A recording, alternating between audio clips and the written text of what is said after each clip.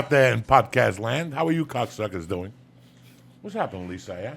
I'm doing great. I had a great, actually on Thursday. I forgot on what? Yeah, well after the podcast, we went and had dinner with your wife and daughter, and it was the best time in the world. It was great. It was just I haven't been around kids for a while. It's kind of weird, but after kind of like high school, when you go to college, I haven't really been around kids, and just seeing, I get to see your daughter every few weeks, once a month, and it's amazing how much she grows. And then she hasn't. It's not that she doesn't like me, but it's kind of like with your cats when they're like kind of feeling me out. She's like, I don't really trust him yet. But then when she was running around with the two little kids, she's like just the biggest smile on her face, and it was great to see. Because I remember when you told me that you were gonna have Mercy on the way down to like one of the improvs. One of the improvs, yeah. And now, laughing our asses off. and now she's almost 2.5 or is 2.5. And it's all changed ever since she hit the half. For the first 6 months, I kept thinking, everybody says terrible twos. They're going to fucking lose their mind. She was a complete princess till 2.5 weeks ago. Once she hit 2.5, it's over. It's over. It doesn't stop. It doesn't stop. It starts at 8:15 and it goes straight till 10, 11 o'clock at night. We put her down at 9 and you can still hear pots banging, and she's doing a one-man show and a concert. But tonight I was looking at her, and it was after dinner. We were just sitting there, and I was talking to my wife about something, and I looked at her and I go, if she knew how much joy she brought, if she could understand how much joy she brought to two lumps' life, because I'm a fucking lump, I'm a fucking lump. I mean, let's face it, and my wife is a lump. We're two people that were very quiet at home. You're solid. You like your solitary stuff. We're lumps. My wife was never into parties. That's why we hit it off right away. She told me her likes and her dislikes, and I don't have to be, drive all over God's creation. My wife doesn't put no stress on me for any of that shit, which I really appreciate. But right now, if it was just me and her, I don't know what we'd be doing. I do not know as a couple what we'd be doing. She'd be involved in her work to the end, and I'd be going on the road every week. I mean, why not? I have no child. I would go out every fucking week and enjoy this run. But this child has no idea how much whoever sent her, whatever God, the Jew God, the Hindu God, God, the Puerto Rican God, the Irish Catholic God, whatever God you believe in that sent that little girl into our lives, I own my life like that. I can't even, Seeing her with the dog was like the best, like the funniest I've ever seen. Because she would go up to it and like almost touch it and then just scream and run away. It never ends with the animals. It's just I'm going through a great time watching her, and it's I just look at my wife. I look at my wife and I think of all the bad things I've done, and I think that this is the first person that I've really genuinely made happy. Like, she smiles from eye to eye. She found her friend. My wife again, man. This kid don't like anybody. This little baby doesn't like anybody, especially if she has my wife's thing. She's very sweet, my wife, but she's never really been involved with people. Right. My wife gives it like a two-time. You got like two times. You got like two shots with my wife. Then it's over. There's some people you don't really have. And even today, I took her to the pool, and I could notice that she was just playing by herself. There was 1,000 kids at the pool. She plays by herself. She's in that imagination phase. Oh, okay. And she's an only child. I was an only child. So when I look at her, I know exactly what she's going through. I remember. You know what I'm saying? Like you think of how you had to dip into your imagination. Not that my parents were older, but my parents acted older, and they wanted me to act older. Right. They wanted me to have more response. You know what I'm saying? Like, I didn't have the luxuries a lot of kids have. My mom was a little stern on me. So are you disciplining her yet, or like I don't know even know when that I starts. don't even know how to fucking discipline. I can't discipline nobody. Really? I can't discipline a child. I was telling I'm like a big brother. She fucking knows. She don't know. She calls me daddy because of Peppa Pig. They call the guy Daddy Pig. You know what I'm saying? She don't fucking know. She thinks daddy's a ride. She jumps on me, and I carry her. And, when she's getting yelled at by my wife, she runs to me. I'm like her fucking intermediary. I'm not her father yet. I don't even know what the fuck to do. I was watching The Sopranos, and that's when she had the party. Oh, and yeah. he drove her home, and she goes, "What'd you say to him?" And he goes, I don't fucking know. We love our kids. That's why kids are fucking spoiled. Because we don't want to say dick to them. What are you going to do? Anybody die? No. Anybody lose a 9? No. Then we're okay. Right. So what? They did some ecstasy. What do you want me to do? Jump up and down? You want me to be a hypocrite? You know? So I don't know how to fucking parent. I wouldn't know the first fucking step. The only thing I know is how to give them love. That's all I know. It's like my cats. I know how to give them love. I get mad at Dimmy. I'll throw a fucking newspaper at that motherfucker. But the rest of them can't handle it. They could never handle it. No, Dimmy's a fucking street cat. You know, all of them are street cats, but some people can handle. I can never hit a child. I don't even know. I'm not asking. I'm not saying you hit her, but like pick her up by the neck. I don't know what that's like. Almost like kind of what your parents did, where it's like they're teaching you how to act. Now hold on 1 second. Check with me in 12 years. You know what I'm saying? Check with me in 12 years. Oh. But at this point, I don't know what to fucking say to her. I don't know. I'm not even anywhere near ready, but I've started you just start thinking about it, and I have like no idea. Like when she was running around, and we had like your wife would be on one end and you'd be on the other, just to like block her off from traffic. Every time she would get close to anywhere near the street, I started having a panic attack. Well, I have panic attacks, but you gotta control them. Yogi Steve, what are you thinking? How you doing, guys? What's happening, You're giving me hope. I want to have. I'm 44. I'd like to have a kid one day too. So I know you're 52. So you give me some serious hope. Maybe one day. Move up a little bit. Yeah, Were you ever married, my brother? No, I've never been married. No kids. Just you know. No, I was when I called you this afternoon was to ask you a really important question. Sure. I don't want to do it here. Right on. But I'm gonna have to. Go for it. Do you mind if I call Yogi Steve on the podcast? You call me anything you want. What's your real name? My real name is Steven Tartar, like tartar sauce. Okay. But Steve, Yogi Steve. That was my Facebook name. When we created our Facebook accounts, everybody wanted to keep their privacy. Maybe, they're looking for me. But I'd never really done anything. So, but that name kind of stuck. So, yeah, you can call me whatever you like, Joey. Okay. Absolutely. No, I didn't know for sure. I didn't know if that was a name that our beloved. Because John Budd's been talking about you to me for a year. Oh, right He's on. like, I gotta say, you got the guys get together because I've been selling him on the kettlebells. Yeah. I've been bugging him on. You gotta get kettlebells at VMAC. You gotta get kettlebells. I'm psyched to be there. It's awesome. And it's a great way. It's a Tuesday morning. Yep. It doesn't get into anybody. So I used to go to a class for kettlebells, and I was always intrigued by them. And then one night, when you and I were growing up, we had to look at the fucking encyclopedia for information. That's right. And there's no kettlebells in that fucking Britannica. Nothing. Didn't exist. But now you have any question at all, fitness, health, medication, something you're feeling, you go online. So I went online and I looked into kettlebells, and it said that it was the number 2 exercise at the time for burning calories. Like, Sure. I don't know, every swing burns 20 or 2 Yeah. or 18 or it's just something fucking amazing. And I know for jiu-jitsu, it's not about the bench press, but it's more about the explosiveness. Absolutely. Pitchers have that explosiveness. Football players, when they get the ball off the line. That's what the swing is. And that's what the Explode. swing is, an explosive exercise. Absolutely. So I went down there and I started doing it. First couple times, I thought I was going to have a fucking heart attack. When he made me do that, the Turkish get up the first time, I thought, but he was like you, get up to an elbow and let's call it quit. Yeah, we don't want to hurt you. It's a step thing, Yeah. Now, how did you get involved with kettlebells? Pretty interesting. Tell us. I got a ridiculous long story. I'll try to give it to you short. When I turned 40, I was overweight, and I realized I was basically pre-diabetic. I was waking up to go to the bathroom 3 times a night. I wasn't sleeping good. My daily energy levels were just for shit. I was just basically tired. Now, mind you, I was smoking herb for 25 years. Maybe that has something to do with it. But, I was always a yogi and into yoga, but I wasn't really training hard. So let's just say somebody owed me money, $100, and I knew I wasn't going to get it. And they said, hey, I got these 2, I don't know what they are, like cannonballs with a handle on them. I'll give you these instead of the $100. Knowing that I'm never going to get that $100 from this guy. I was like, sure, I'll take them. So all I did with them was take them and walk them around Runyon Canyon Park. I live right in Hollywood. And I started, body fat just melted off of me. And something about the way it felt in my hand I really liked. So just like you said, I went online and I just Googled it, and I'm 100% self-taught. Everything I've learned from just videos. I've done one-day seminar with an expert. But, so I started training with them, and I went from 188, pudgy as fat as fuck, all the way down to 155, like completely ripped. But now in the last 4 years, by using kettlebells and some barbell stuff, because I like to deadlift and bench press and barbell squat, I built my weight back up to the same I was when I was fat. So now I'm 180, really lean and really strong and no longer pre-diabetic. So, a lot of that's with diet too, but training's super important.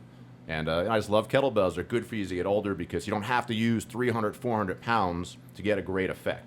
So you can take a 53-pound kettlebell and it could be your tool for life. And it's a great combination of strength and conditioning. So it'll build muscle and help you burn fat. Now, it was really interesting. Tonight, my wife's friend was working as an accountant or something weird, and she quit her job and got a job as a controller or something. Right on. Something in the same field, but not really. And she's getting paid 50 grand more. So she called my wife, and she asked my wife if it was weird that she was switching careers at that age. And my wife was talking to me about it, and I go, listen, in this economy, you know, when we were growing up, you were a mason for life. You know, you learned how to do masonry from your father. You learned how to do construction from your father, and you took into it, or whatever the fuck people are doing. Now the unions, you know, they barely exist. You know, it's a lot of, with the laborers and stuff, they're using, you know, non-union labor and all this shit, so it's tough. But the point is that it was a really interesting story you told me. You used to be an online gambler. How the fuck did you get, and you made a living for 8 years. How did you get involved in that? Well, let me tell you, most gamblers, when they talk to you about poker or any gambling, about their success, they're basically they lie about it. Gamblers are compulsive fucking liars. But I come from a gambling family. I used to go to Atlantic City when I was 13 years old. My mother used to sneak me in the casino while she played blackjack. I would just fuck around. But I did start playing craps. I got into gambling, you know, all through high school and through college. And then at one point I discovered poker. And I learned, because I studied math in college. I studied accounting, basically. And then I discovered poker, and I realized, oh, shit, I could be the house. I could have the advantage in this only game in the casino. You really can't beat craps, roulette, blackjack. So I got into poker. So my whole 20s were devoted to basically living in a casino. All I did was play live poker. Where were you living? I was living back east. I was living in Jersey. And you were hitting Atlantic Trump. City. I'd go to Taj Mahal. That was like my playground, basically, every weekend. I was actually teaching Taekwondo during the week. And on the weekends, I would go to play poker. And after a year of that, I was making more money playing poker. And that's how you become a professional poker player. You one day look at your money and you say, oh, I'm making more money playing poker than, you know, teaching Taekwondo. How many nights a week were you playing poker? When I was playing like that, I would play for I'd only play on the weekends, but I'd play 50 hours over the course of 3 days. The most I ever played was 36 hours straight, live. Yeah, I was 25, young. You have unbelievable stamina at that age. You know, You taking notes, fucko? No, poker's the one I need because I love blackjack. But it's, yeah. Well, as long as you can afford the losses, you can play any game you want. But gambling it's a sucker's game. It's not. You know, I got lucky that I had whatever I needed to be good at poker. And then when poker came online, you know, I'm really like a pot smoker at heart, a pothead. So I'd like to be able to work out of my home, smoke up, and work. So once online poker became popular, I played that for a living for 8 or 9 years until they shut it down about 4 years ago. The government shut it down. And I just wanted another business, so I just got into kettlebells, which was, you know, I like to make my hobbies into a job. And you're looking at somebody who's never really had a boss other than when I worked for my family business back when I was like 23. That's really impressive, making your hobby your job. It's super satisfying. You know, I'm not rich from it, but I just absolutely love what I do. But you love what you do, and that's what... Yeah. Not loving what you do is what puts people in hospitals. It was killing me. It's killing you. I don't care what anybody tells you. And it catches up to you. It's like a slow finger in the ass when you have a small asshole and it's tight.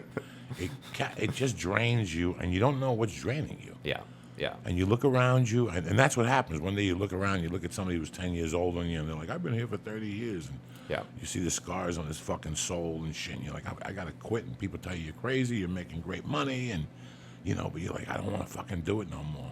Yeah. It's funny because Lee wanted to be a professional guy, and I was hoping by this time I'd be making 2-3 G's just under 10% he was going to pay me. But he'd fucking leave. He wouldn't sweat it out. He'd lose and go home. You need a big bankroll, and you got a big bankroll. No, You got millions under that mattress. You got Cougarans. You got those stocks and bonds. You got more money than fucking God. What are you talking about? Were you trying to count? Were you trying to count at blackjack? No, I'm not. It's not that I'm bad at math, but my mom was yelling at me about it today. If I don't like something, I don't put effort into it. Yeah, I just don't. And I was decent in algebra, but not even really passable. Yeah. So, like, that's the thing with, like, poker. For some reason, numbers don't really make sense. Like, they make sense. I can do basic math, but when you're trying to be like, okay, do +1, -1 zeros for every card that comes out, and then also make sure no one sees you doing it, and still it doesn't guarantee you're going to win. That's absolutely right, yeah. It's tough. Like, I've heard poker is the way to go, but then I mean, how long did you put into it before you were good? I was a degenerate gambler like anybody else. Probably the first 5 years of playing it, I lost, all the time, more than I won. But then I started reading books on poker. You have to read Theory of Poker by David Slansky. These are all old school books. You got to read Hold'em for Advanced Players by Mason Malmuth. I'm not promoting these guys. These are the old school poker authors. Nowadays, it's all available on the internet. But if you're not on discussion forums and talking about hands with other really good poker players, you're not really a poker player. You're just a gambler. So I spent as much time studying the game as I did playing it. And then one day, I couldn't beat the biggest games. I beat mid-stakes games, and I was very happy to make just a middle-class living at it. I didn't have big dreams, but I saved up a real good bankroll. And Lee's right. You need to have money behind you to gamble because, God forbid, you have a losing month. You don't want to kill yourself.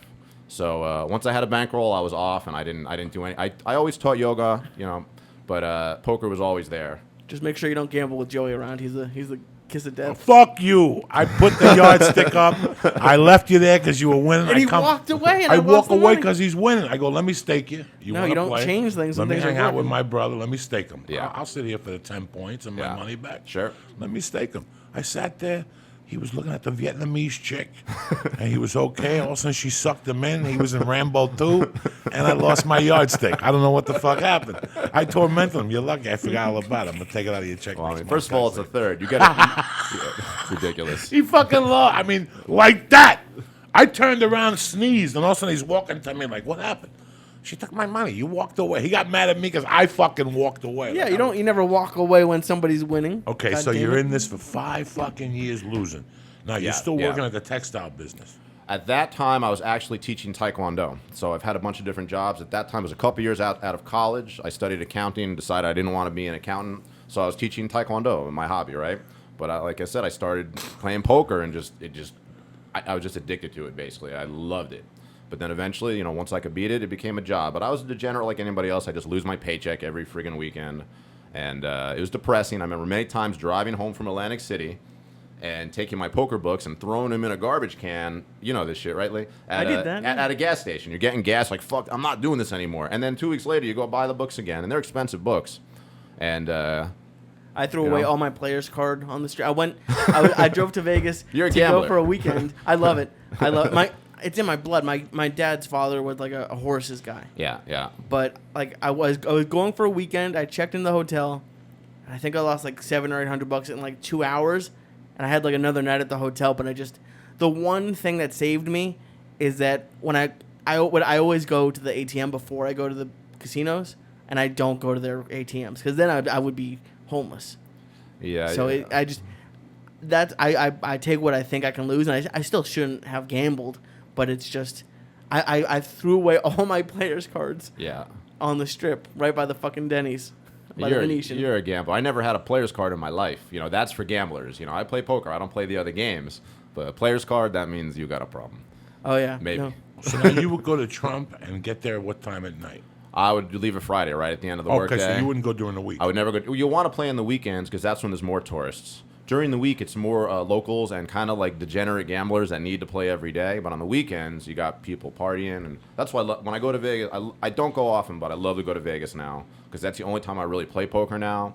And when you beat a tourist in a pot, they give you knuckles. They're having a good time. But when you beat a degenerate in a pot, like at Commerce Casino or in any place in Atlantic City, they scowl at you. They're mad at you. They don't like you, and that's just a bad feeling. Over Commerce and over is a and over. scary place. I put a lot of hours in Commerce.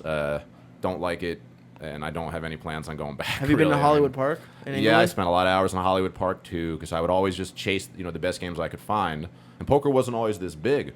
Before Chris Moneymaker won the World Series in 2002, I had to lie about what I was doing because poker was like a criminal thing. So. But yeah, back in the day, Hollywood Park, that is a dangerous casino. Oh. My girlfriend lived down the block from it, and Yeah. I went once, and it's just Yeah, that's not a. You get the private parking if you're gonna ever have to go there. But yeah, I don't go to casinos anymore though. So, So now what year did this computer gambling come on? early 2000s, internet poker kind of came on the And scene. you were living here now? I was already in California. I was already a yoga teacher for a long time, and yeah, so I was kind of right at the tail end of not going to casinos anymore. I couldn't take it. This was before they made all the rooms non-smoking too. So I would come home smelling of smoke. I don't smoke cigarettes. I smoke weed, but I don't touch tobacco. but you live in that casino, it's all over you. But yeah, so probably my early 30s was when internet poker became really big, and I spent probably 8 or 9 years doing almost only that, but still always teaching yoga. And And when you were teaching yoga in Hollywood, you doing it up Runyon Canyon? yeah, I'm known for one thing, classes in Runyon Canyon. We have donation classes. We've done it for 15 years. We actually have 23 classes a week. It's unbelievable. It used to just to be, I used to teach one class a day for 5 years at 10:30.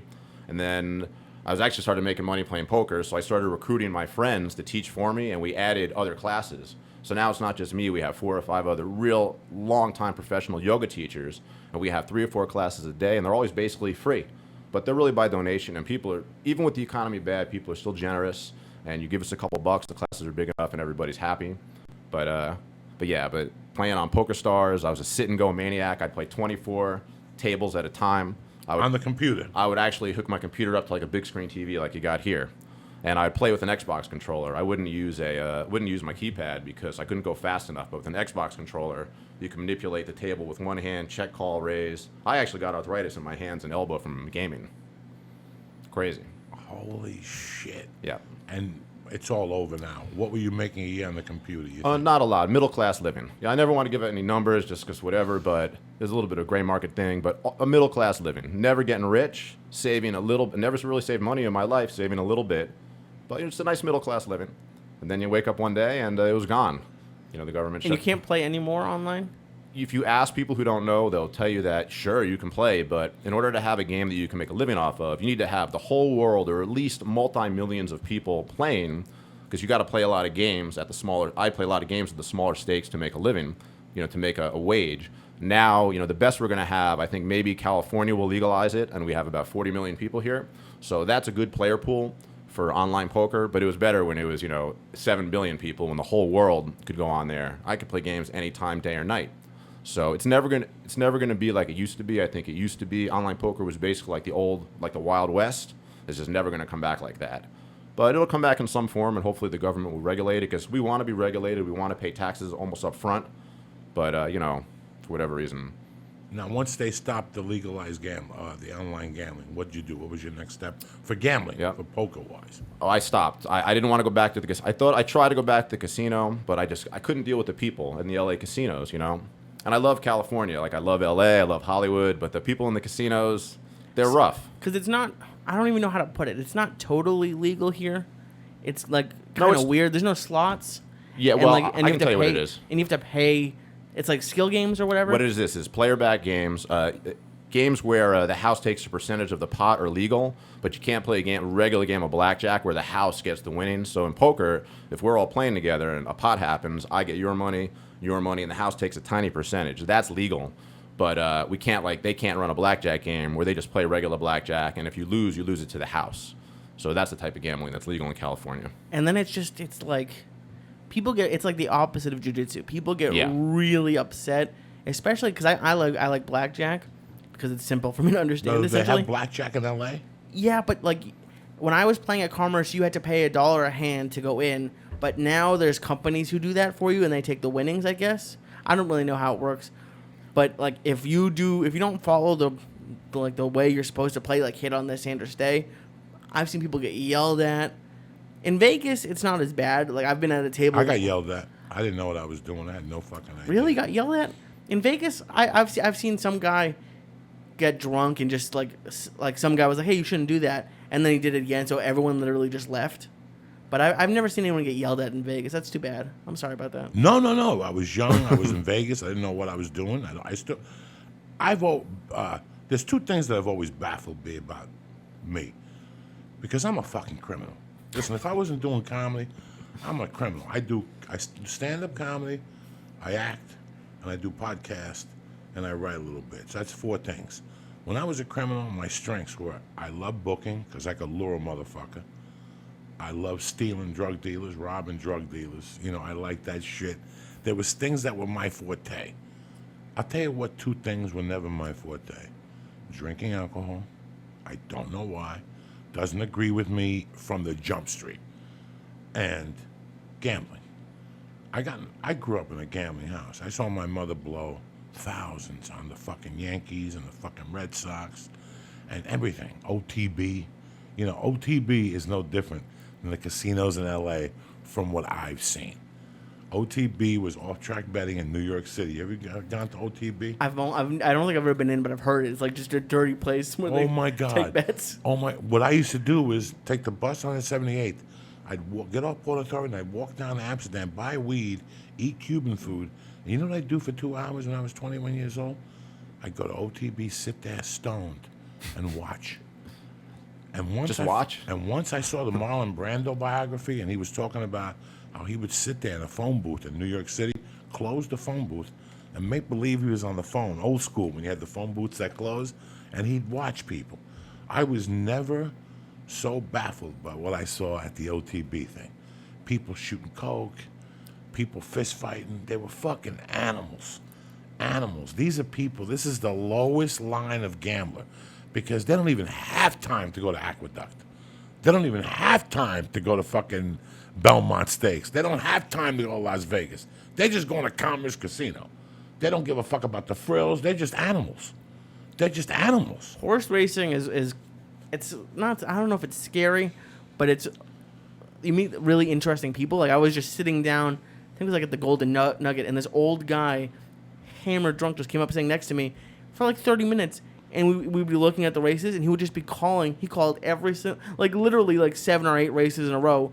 He called the winner, but he was hammered drunk and probably had no money because he lost all of it. But like that's what my grandfather did. My grandfather went to the track. Every day. Probably Jimmy every day. Lobrano's father goes every day. He's 92 since he retired at 61. He goes to the track every day. When the Meadowlands is moved to somewhere else, that's the only time he doesn't go down there. How much does he do a day? These guys are smart. Listen, I fucking had to walk home from the Meadowlands one day, Yogi Steve, and I was up 800, and I had to walk back to North Bergen from the Meadowlands, and those cars are doing 90 from me. You know what I learned from that lesson? Only go to the track with $40, and when it's gone, it's gone. and that 40 has to include your clam chowder and your couple beers, because at the Meadowlands they got good red clam chowder.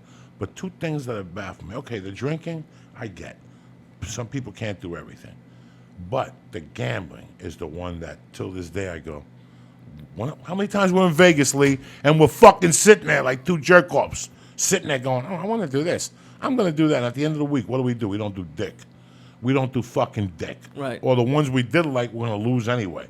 Like after the fights. Remember we went there one time? Sports betting is like, it's the worst because especially baseball, because there's so many games and the games are so freaking long. Think about basketball, fucking football, and now they've put. Listen, when Steve and I were young men, it was Saturday college and Sunday pro and Monday night football. That's it. All of a sudden they got cute and they added Sunday night at 8:00. They would just play with it on Sunday nights every 4 or 5 weeks. Then they kept that. Then ESPN started Thursday night college football, and when it's not college, it's fucking, it's football. It's college. It's pro. Right. Thursday night now pro. they have pro. Yeah, Pro on Thursday. Yeah. So I always looked at it as on Thursday is when they go get Jesus, and they drag him and they bitch slap him. Then Saturday, how many college games you got? For every college games you got, Jesus gets a kick to the fucking stomach. There's got to be 80 fucking college games. That's Saturday. And then Sunday, early game, 11, that's the fucking nail. The other nail is the 4 o'clock game. Then the family game is the nail through the head. And then the fucking Monday night game is a stab through the heart and Jesus was dead. That's what they do to the American gambler without them even knowing it. They're what's Monday night? It's college basketball night. 2 games every Monday night on ESPN, those double headers. Who do you think stays up and watches those? Yeah, 50% of them are fans. But the other 50% are degenerate fucking gamblers. Yeah. Because it feels so good when you win, and you always win. One of the first times you go, you're gonna leave. Like that's why I went back. Oh yeah, you're gonna always win the first 3 fucking times. That's how Yeah. they suck you in. It's like fate sucks you in.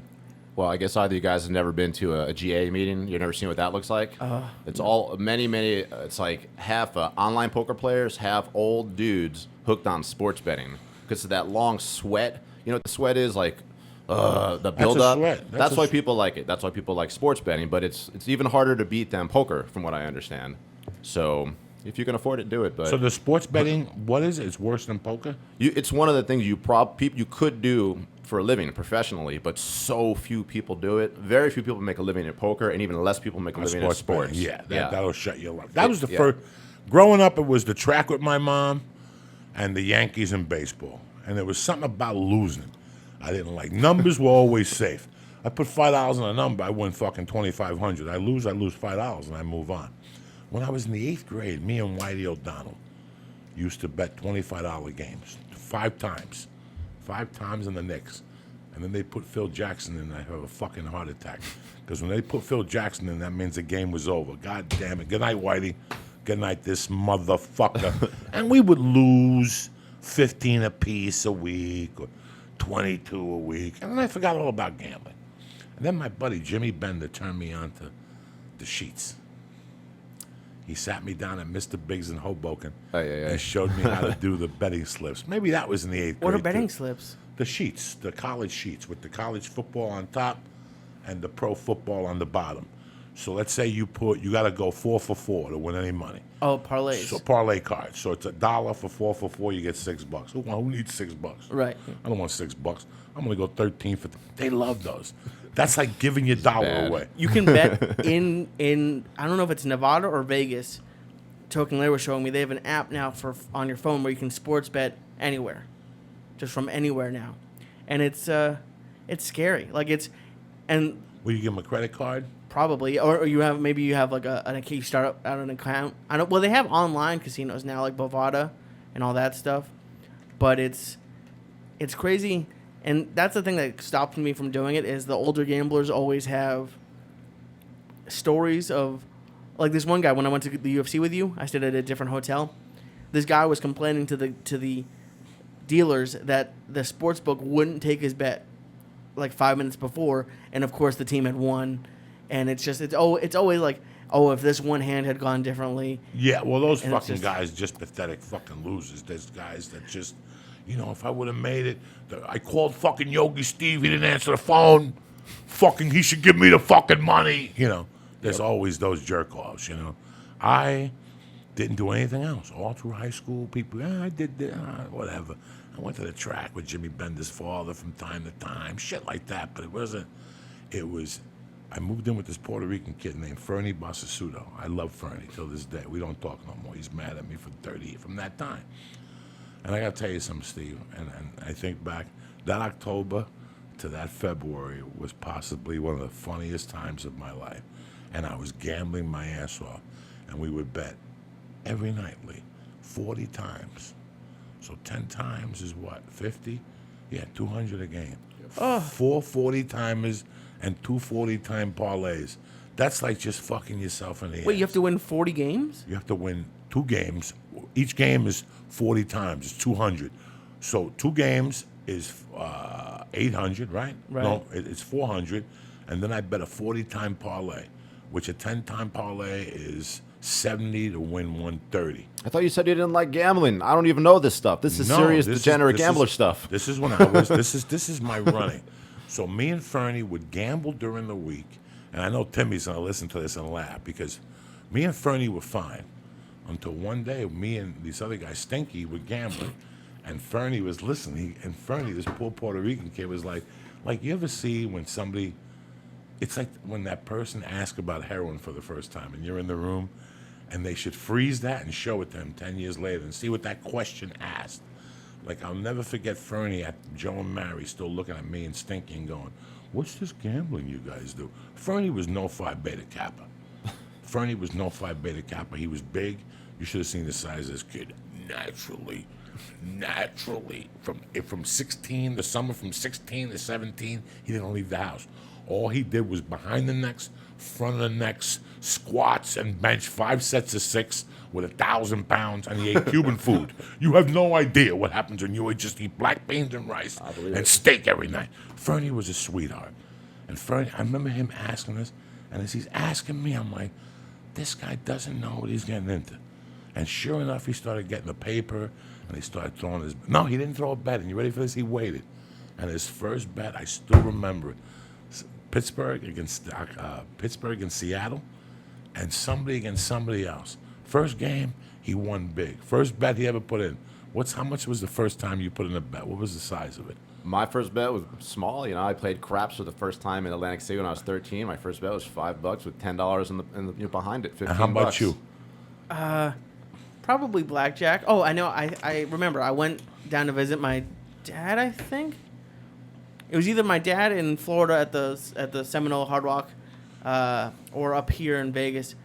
I forget, but it was like I was paying at most $15 hands. Fernie's first bet on the phone was $1,000 parlay. Nice. Oh, you won. $1,000 fucking dollars. That's what when he told me that. I go, hold on 1 second. I had to talk to Timmy's dad. Timmy, you're not gonna believe this mistake. He wants to put $1,000. So he put $1,000 on a game. It was a parlay. So he had to win 2 games, guys. So now the first game wins. And we're excited. I come in and I go, Fernie, did you win? Yeah. And I bet that first game. But the second game he bet was Pittsburgh, Seattle. Pittsburgh was giving Seattle 3 points. He took, at the end of the first quarter, Pittsburgh was winning 28-0. We both just went to sleep. I felt so bad for him. He woke up. Seattle came back and beat Pittsburgh 29-28 with a minute left to go in the game. Fernie won $1,000 parlay. So how much did he win? Like $10,000? Like, what's 10 times 140?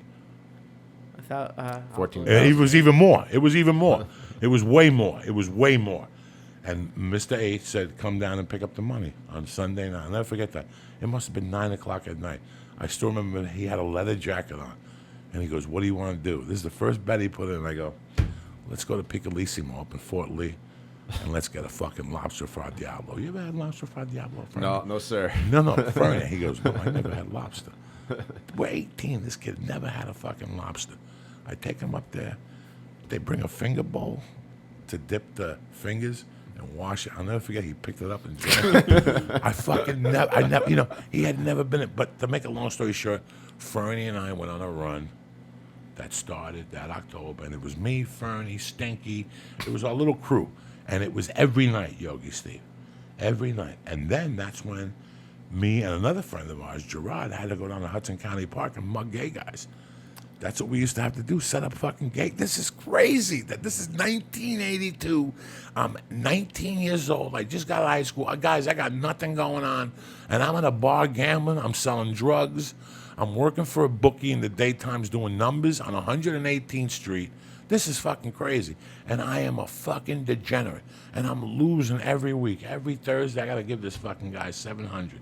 And you know when I made it? Wednesday nights. Like, I'd be dead broke. I didn't have $700 for nobody. I was just living on fumes. Degenerate gambler, lies, ducking, loan sharks. We borrowed money from this fucking... And I remember I got into such a fucking hole with the bookies. Fernie was all... By that time, Fernie, I think, lost $50,000 on the Super Bowl. Miami Dolphins against the Killer Bees. Whoever the Killer Bees played in 82. Miami against somebody. He bet... With the Redskins! The Redskins. He bet his whole bankroll, plus he sat on everybody's action. He lost everything. That kid had to go work for his father from 6 to 2, and then he pumped gas from 4 to 12. He did that for 8 months to get himself out of the hole. Wow. Jesus. That was the biggest lesson. And I remember that I owed his bookie, like I think I lost like $2,000, and I gave the bookie $1,200. I'm like, I'm not giving him another dollar. The guy lived in Edgewater. And I owed the bookie $800, and I split to Colorado. And Fernie paid his $40,000 to the guy. But when he owed him $800, he goes, I'm not giving you the last $800. Coco didn't pay you. Get it from Coco, and then I'll pay you the $800. The guy goes, I don't even want it. You paid me $40,000. What do I care about $800? That was the most horrible thing I witnessed. He didn't even talk. Like the last month or two I lived with him, he didn't even talk. He was just shattered. He had to go to his dad. His dad had to borrow money from a bank. And he was 19. This was his introduction. And I bumped into him, and years later, you know what he told me? He never watched sports again. That's what I wanted to know is what happened to the guy. He never watched That's fantastic. Then you know what? That's a win. Because a lifetime of gambling and losing like that's more expensive. He never. And you want me to tell you something? He never recovered from that because after that, while he was doing that, he was selling blow. But he would cut his coke so much that it was like doing. I used to torture him. That sheetrock, sheetrock dust. You wouldn't be able to talk. After you did his coke, he'd say, "How is it?" You're like, "Whoop, whoop, whoop, whoop," because your mouth would stick the fucking together. And from there, he got on heroin, and he never really recovered. He's not even on Facebook, but his little brother's on Facebook. And I talked to him very lightly, and I apologized to the brother for when I lived with him, how my behavior. And he goes, "Hey, your mom had just died. I couldn't imagine." And about a month ago, he posted pictures of Fernie, and Fernie don't look too good. He don't look too fucking healthy. But that was my sports betting thing. I never really fucked around with sports because of Fernie, and I just didn't like what it did to me. It made me stupid. It made me fucking stupid. I remember a snowstorm, a big snowstorm in '83. I mean, 3 feet of snow in Jersey, and you couldn't get the newspaper.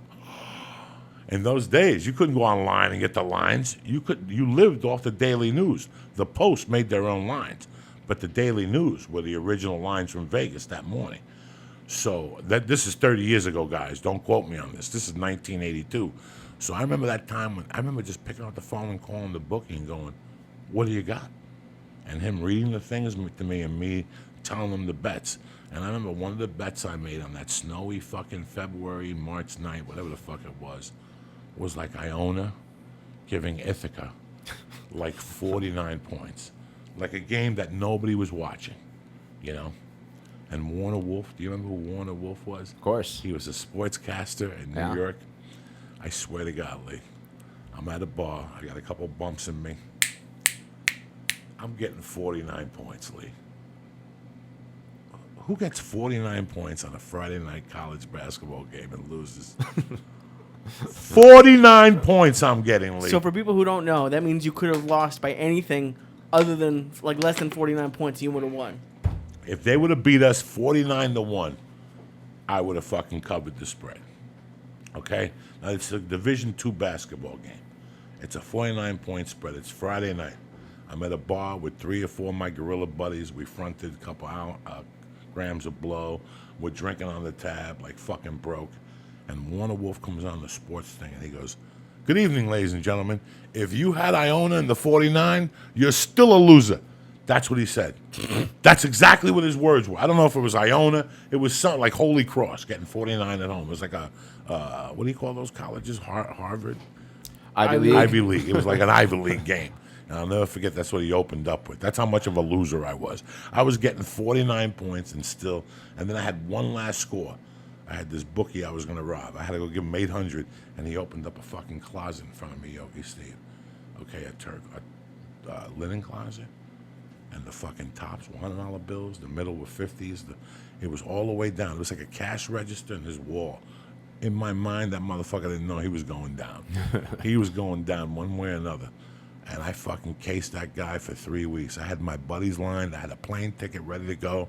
I was going to rob him, go do an 8-ball, and go right to Newark Airport. And my hand got caught in the fucking barbed wire right there behind Safeway Supermarket. And it ripped that way and that way. The shit was coming out of my hands. They said I'd never move my fucking fingers again. I left my glove on, and I went to the bar that night and drank and did blow with my fucked up hand.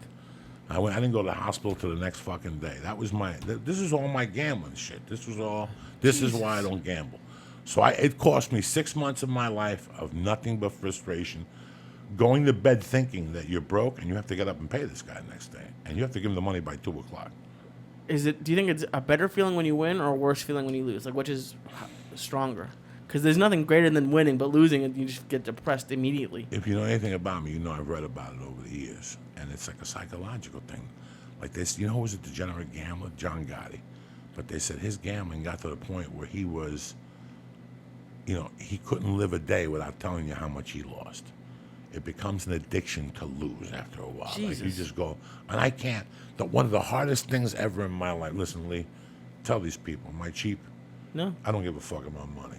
But I tell you what I do give a fuck is when I work for my money and I gotta go give it to a bookie. If I'm selling blow and I'm mugging bitches and I'm robbing drug dealers, I don't give a fuck. When money comes, that's part of doing business. That's a street fake. That's just somebody I'm paying, so if something ever goes down, he knows I'm solid. He'll have my back. But besides that, if I'm working, if I got to get up at 8 in the morning and go work, I'm going to give my money to a fucking bookie on a Thursday night? You're fucking crazy. Screw that. You're fucking crazy. What do you think, Steve? Was it better when you won or worse when you lost? When you play a lot, even if you're a winning player for a long period of time, I think what universally happens is that the losses hurt more, and the wins you kind of just expect to win, so you don't really get much pleasure from them anymore. It's always good to make money, but almost becomes just like a regular business, but the losses always hurt. And even if you're a winning player, you're going to lose at least 45% of the time you sit down to play, you're going to lose. So that's your life. Like losing almost half the time, but still eking out a win. So yeah, don't gamble for fun, or gamble because you win. But it's good that you don't do it anymore. People have told me the way to do it is to and you've told me too, is to find one game or wait until a table at blackjack is hot and go. Because like when I go to Vegas with Paula, we stayed at the Trump last time because if I wake up at 3 a.m, I'll go down and play, and the more times you play, you're more likely to lose. Like that's why there's this one dealer at the Venetian, this black lady, who it's like she's on speed. She just doesn't stop. So the more hands you play, that's why the smaller decks are better, because they have to shuffle and there's less time, there's less hands. So that's essentially what I've been told. We had this discussion 2 weeks ago. We discussed your friend that you got an astrologer. Oh yeah. Okay. If you know anything about life, it's peaks and valleys. God bless you if you, from 21 to 65, you make 100,000 a year. God bless you in this life. You're going to have bad years, you're going to have good years. Here's my philosophy on gambling. You hit big, you walk the fuck away. Right. Who walks away, Steve? Well, you know what? If you're winning, you want to stay and keep winning, but you should kind of say, look, I'm up 3,000 now. If I slip back to 2, that's good. I should leave. But what if that happens in the first 25 minutes? That's not the way people gamble. So you just got to bring money you can afford to lose and just hope for the best and, try to enjoy it. When you play poker, yeah, it's a fucking long journey, and you're hoping for it's a marathon. It's called a grind for a reason, and I consider myself a grinder in the way I eat and train. Everything I do, it's about just chipping away small edges. I've been never greedy as a poker player. I just didn't want to win all the money. I just wanted a little from you and a little from you, a little from the other guy. But it's still a grind no matter what. It becomes a work. But at the highest level, it's the dream job, I'm sure. If you're these guys that are famous for it, Phil Ivey and Tom Dwan. And do you watch it on TV? It's funny you ask. I started watching again recently because I really learned by making VH tapes of before TiVo and everything of World Poker Tour. They're scumbags. I had every episode memorized. But anyhow, I learned from TV, and I still, you know what? I think you got to be highly intelligent to be one of those dudes. Not the poker players, the people who produce the show. I believe it. Yeah, I don't know much about that. For people who don't know, when you're in TV or movies, the best thing, you want to work a union gig, and that's a union gig for editors, which is really rare. And when I left, for assistant editors, union is $1,800, I think, something like that, a week. They wanted to pay $895 a week, which isn't even what a PA makes. Well, yeah, TV poker is not what it used to be. It's a very small little niche now. But yeah, I've been watching it, and it's pretty good, man. These kids are amazing at 25. They understand the game almost pretty much, at an unbelievable level, and they're fun to watch play. But I never had the patience to sit. That's all about it. I got invited to a couple poker things early, and I went and and I was like, okay. So now what? I'm here an hour, now I gotta keep fucking sitting there. An hour is nothing. You There's go cars hours. moving. There's shit going on out there. I gotta go. Yeah. That's the other thing that I'm even getting bothered about sometimes, lifting, like being inside. Like I don't know. Come to the park. We'll train at the park. Yeah, I was always an outside guy. That's what saved me about games. Like as a child, I played Monopoly a few times. Once you got Park Place and the other, what's the high level ones? Boardwalk Empire and the other one? Yeah. I'm done. I never got a hotel in my life.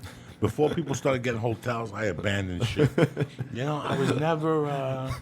I never once finished a game of Monopoly until this year, and it wasn't even real Monopoly. It was Pug Monopoly. Pug Monopoly? What the hell is that? With pugs? Yeah, my girlfriend got it for her birthday. Oh, my God. She likes pugs. It's it's a Monopoly board with pug faces on it. Very nice. It's just... It's when people, I didn't know this about you. It's always been very intriguing to me when you said you made a living for 8 years. I give a professional gambler a lot of props because I tried to do it and I didn't even know where the fuck to start and where the fuck to end. I wish I had the time to go scout football teams and make believe I knew what I was doing to cut the percentages even low. But you and I always both know that. Yeah. I don't know. There's just something to it. You have such a varied life. You're into so much. I can't believe how much you're telling me how you're traveling for work and everything and working all day. When you're into poker and you make a living at it, that's all you do. But now with kettlebelling and training, that's all I'm focused on. So that's all I do now too. So But, I want to know how you got rid of this gambler thing you had living inside of you. I know. Well, Because you don't fucking get rid of it through kettlebells. Because it was already a job by the time it was over. By the time they turned it off, basically in 2011, I was already like just going to a job. And the first couple of weeks when it was over, I was like, this is great. It felt like vacation. And then until you realize it's not coming back. So yeah, I mean, I got lucky, I guess, because I think most gamblers' stories are not good. Not good. And I'm friends with all these guys, and they're also like on Facebook, not looking well. Some guys escape it, some guys don't. But we'll see if it comes back online. I'm happy to play there again, but I'll play in Vegas one day. We'll go whenever you're ready. That's the one place I like to go to. Ari was a big poker player for a while. He would go to those daytime tournaments. Yeah. At the L.A. casinos and stuff, and he got away from it. He got so busy with comedy and the whole thing that you just, like you said, it's got to be. I guess him and his buddy, my old agent, used to go to Vegas and do the tournaments for the weekend. Yeah. I admire you guys. That's why I'm asking you all these fucking questions. I appreciate it. I have good memories of the game, and it taught me a lot actually about life because you get used to not winning every time you do everything. But it's hopefully if you win a little more than you lose, then you're a winner.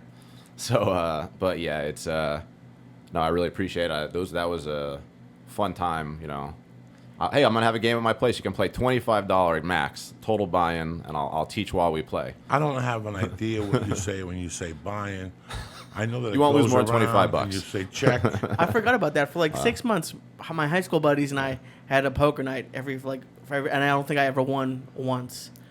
Because it's just, like, correct me if I'm wrong, but you probably know every possible hand you could have and what you're supposed to do 90% with that hand.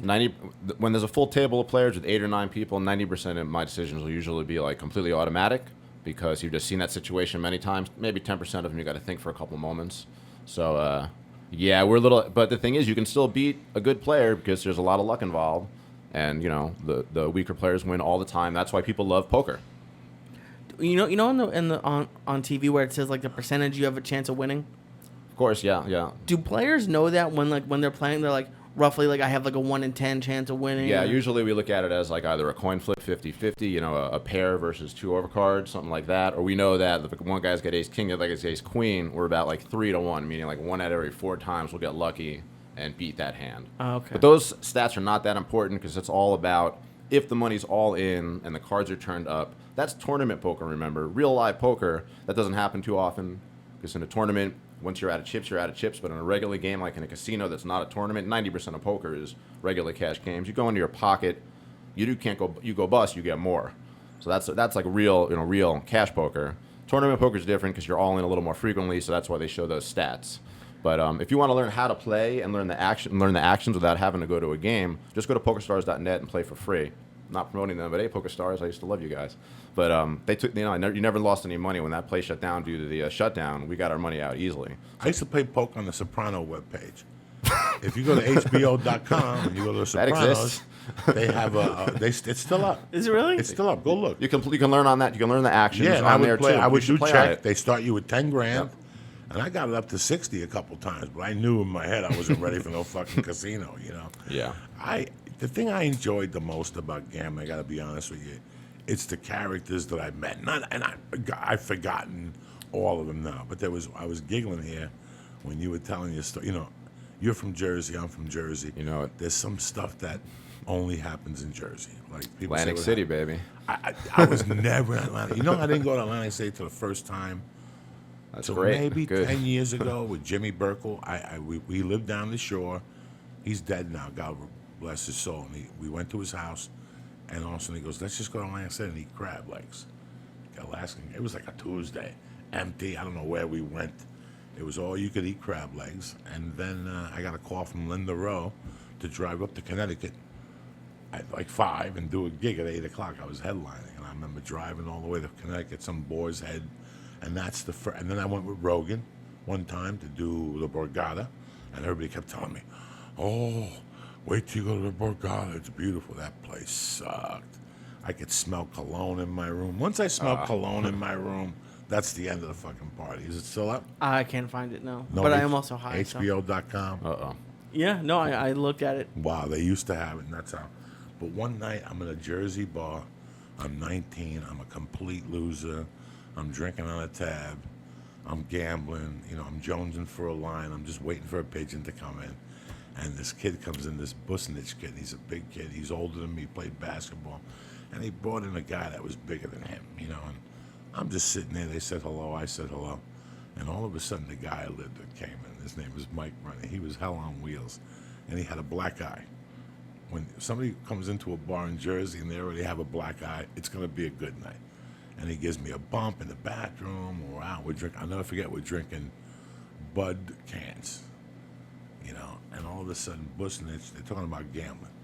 And Mike's aggravated, and they're fucking pissed, and Mike's tough as nails. And they're pissing him off, they're pissing him off, they're pissing him off. And they're talking about how good a gambler's there. And he goes, so how the fuck are you guys good gamblers? And this Busnich guy goes in his pocket, this Busnich goes in his pocket and gives Mike this fucking thing that you, remember in the 80s, you get these things in the mail that you could open up? It was like a map. And when you got it, it was maybe the size of this, Lee. But like they had them for exercises and shit, so you could take them to the gym. So it would be something small, but you could open it up, and it became like this fucking map. And it was Kyle Rote Jr. And I'll never forget that. And it was his system to gamble. Right? How to become a millionaire with his simple steps. Oh, man. And my buddy Mike opens it up and looks on it. He's like, Kyle Rote Jr. Oh, now, Mike wasn't tight with these guys. It's like going to a bar for the first time and meeting those guys at the bar and just talking. And all of a sudden, Mike's looking at it, he goes, this is fucking garbage. And he just throws the paper at the guy's face. The guy jumped over. Mike threw a Budweiser can at him and exploded and shit. I think I was on acid. That's right. I was on acid because that's what I remember going home going, when you hit him with the Budweiser can and it blew up, that was the end of the fucking night. I couldn't even breathe after I was laughing so hard. Kid went down. The kid he was with went down just on purpose. You know, like when your friend just goes down. Oh, my God, I got hit. No, you didn't. He just went down, and we just ran the fuck out of it. The next day, we went back, and Lila busted our balls. Where's Tony Bennett, cocksucker? You know, man, this thing. Happy birthday, Tony Bennett. You're like fucking 90, and you're still slinging dick. I went to see that Amy Winehouse thing, and he's in that. And she's telling him how she's nervous, and he just calms her down. To pick up the pieces. You guys ambushed me with these edibles, huh? You like these, huh? Yeah, it's going to be a good story coming on the show, that's for sure. Let me tell you something. You gotta eat this Cordova edible. I'm not over eating that anything one. else. You ready for a Cordova, Lee? No. Just a little bite. You said you It were says doing all 10 this- doses on there, by the Yeah. way. All right, fine. What the fuck? Take Right like a here. tiny bite. Little tiny. I'll take a bite. ton. I'll Right take there. a- Look at that right there. This is a ceremony tonight. It's a party, fellas. It's a celebration. For what? It's Monday. You lived another fuking day. How many times you get up in the morning and say, "Thank God, he gave me another fucking day." Guy doesn't know how to take a small bite. That's good. He's a soldier. He Yeah. can handle it. Yeah. Fucking, who's better than you? No, I really appreciate this gambling stuff because I've always been baffled why today I don't pick up the phone and put a sports bet in. Why It's for really, the last 10 really tasty chocolate weed. Yeah, it is. It is pretty Wow. good. Last time we ate this, we seen the fucking devil. It was we split 1,000 milligrams. This company makes 1,000 milligram. Why would you make 1,000 milligram edible for fucking gorillas like myself? And Mr. Syatt, you know his dad's coming on Wednesday? We're getting fucked up all weekend here in this fucking nice. place. I'm getting an extra load of stuff. And when you take this type of dose, you don't wake up tired in the morning. You wake up fresh and ready to go. So it fucks me up pretty good. I call him up at 8:01. He's a Marine. He's a Jewish Marine. You Drink- understand yeah, me? You drink coffee. He don't No, drink dick. I really. Good for you. Well, I drank way too much diet soda. But That's bad. yes, it is. Sometimes I feel a little bit high still in the morning, but it's Yeah. a lot better than being hungover. No, absolutely. Yeah, absolutely. Yeah, for sure. No, I do a lot of it. I eat a lot of it. I know. When I split the 1,000 milligram, I That's puked. fucking crazy. I was in my kitchen He ate having. tortellini that was expired. It That's what wasn't he's the not telling you. tortellini. The last time I gave him good edibles, he went to get wholesale sushi in Laurel Canyon, and he got sick all over his apartment. Oh my god, I was having cold sweats leaning up against my fridge. It was like the Breaking Bad scene where Walt's like passing out or whatever. I was having cold sweats. My mind was, I don't even remember what I was thinking about, and I just puked into my trash, and it helped, but it was I puked 3 times off edibles, and not in the last couple of years I haven't puked. it was weird when Since the banana bread, I Really? haven't puked. Really? That was the last time I barked, right on Chandler. I had to pull over, the water was green, people were beeping at me. You know me, I didn't even go by the tree. I just opened my car door and started barfing, old school, Jersey style. If I'm puking, you're watching. Fuck yeah. It was weird though. At the live podcast, you gave me a third one, and it just kind of like turned off. It Like, bumped have you into ever gotten too high and it just stopped getting you high? Yeah, I mean, I got to a point where I smoke enough where weed doesn't basically work anymore, and you know. Well, not even that. Like I've taken some edibles that I think my body is like, it's like a safety mechanism. It knows that I could die from it. Yeah, So yeah. it just stops. I think people have been trying to kill themselves with weed for millions of years, or however long, right? And it's never happened. So you can get extremely sick, but it's virtually guaranteed you won't die. But I don't want to feel that sick. So I One don't. fucking idiot. It just happened. What, somebody? In Colorado, this guy idiot jumped off out of a balcony with I for guarantee- 10 milligrams. That's his brain that killed him. Yeah, it was that's, 10 that's milligrams. somebody predisposed to it. I won't. That's going to be a hard sell. Yeah. That was a suicide fucking note. Yeah, Oh, I I ate mean- reefer. No, you didn't. You've been fucked up for years, you little cocksucker. Well, if a person doesn't drink, they're way ahead of the game in everything. If you're not into drinking heavily, it's like you can get away with weed and junk. I think the drinking thing is what causes people to kill themselves, and I'm a real big believer in people being sober. So, whatever. That was the hardest part for me losing weight, is that everyone Yeah. would say when you stop drinking, you're going to lose weight. I never drank, so I never really had those calories. Well, to... if you drink and diet soda, man, let me tell you something. That fucks people up. It fucks up your appetite up. It makes you hungry for other sweets. So, drink coffee, man. Coffee's good. I've never liked it, and it always bugged me. Like, I went to school in downtown Boston, and people would be late, but coming in with Dunkin' Donuts. And I'm like, what? Like, and then it always bugs me that, like, if you go somewhere, they could give you a bad cup of coffee. If I go to 7-Eleven, unless for some reason it's flat, I'm gonna get a good Diet Coke. But I am trying to cut it. But it really, You're a people monster. spend- You're a savage, man. Oh my That's God. crazy. Let me tell you something, guys. I'm prehistoric. You do know I have a. You do know I have a certain Describe work. you. I have a certain work ethic. I have a certain work ethic, and either you have that work ethic or you don't. And it includes a lot of things. It's those people that you want to work Saturday. I can't. I'm going down the shore. I'll bust your fucking head unless you're eating at Trump's table. Everybody works on Saturday. Do you know what I'm saying? Like I work every day. and you know what? I'm not a judgmental person, but I will judge you by your work ethic because I know yeah. it carries into everything else. Especially for a grown-up, a man, who's not 20 or whatever. And, Whatever. When I was 21, 22, and I'd see people drinking coffee, smoking a cigarette, I'd want to go up to them and kick them in the stomach and fucking yell. When I'd see people sitting there at 8 in the morning like this and talking, it would make my blood boil. I did not understand it. My world, you got a buttered roll and a Coke, a can of Coke, and you ate on the move. Yeah. I didn't know nothing about 3 eggs. Yeah, my mom made good Cuban breakfasts, but once mommy died, I wasn't into cereal. I wasn't into Captain Crunch. There's nothing better than a buttered roll. For a while, I got into the real juice stuff. The jelly and cream cheese on a fucking, oh my God, cream cheese and jelly on a fucking, Bagel? on a fucking, on a poppy seed roll. On a roll, really? Oh, wow. You know how many pounds cream cheese every day puts on you for breakfast? It fucking kills you. I was eating that shit with a Coke or a Yoo-Hoo. I'm a Yoo-Hoo dog, old school. I got to stay away from that liquor store right by my house. They got the big Yoo-Hoos, and they put it in the beer cabinet. They keep those Yoo-Hoos fucking cold. They don't fuck around. But I didn't... It's just weird, and it's expensive, too. People spend $15-$20. If you get 2-3 coffees, that's at least $12, right? Aren't they expensive? And I didn't drink coffee, Lee, till maybe 10 years ago. So don't worry. I just didn't get. But that's I didn't understand that concept. You would have, it's once you get hooked on it, it's pretty hard to get off. I love it. I love it too. I love my Yeah. black coffee Yeah. with some fake fucking sweetener that Yeah. Honey sends me. It's tremendous. And I only do 1 cup in the morning, but I'm hooked on those flat whites from fucking Starbucks. At night, they put you go home, you get a little extra energy to make some notes about your day. I watch something on Netflix, and I'm in the crib. Coffee lifts me, but it drops me real quick from the 30 years of doing blow. Well, that's good. No, I like all that stuff. So Yeah, now we're that's done good. with gambling. That's it with gambling. You don't put nothing in from time to time. No, I mean, I might have like a small home game with friends. Sure. I actually prefer to play it and teach and talk about the hands while we do it. I don't want to play for real money against my friends. All right, I'll come over one night. Then. Awesome. And the $25 doesn't bother me.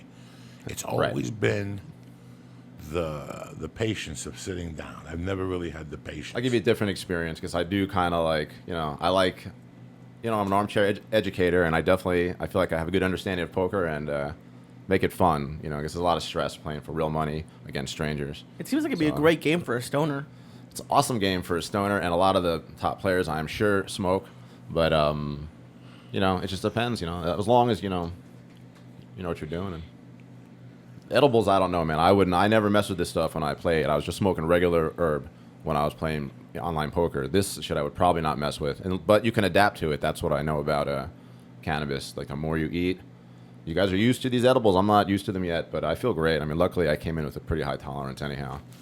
I love them. I love the effect. Yeah. I love the different feel. Sometimes you eat one and one's another. And you want me to tell you something, Lee? The best edibles you ever get are the ones I make at home.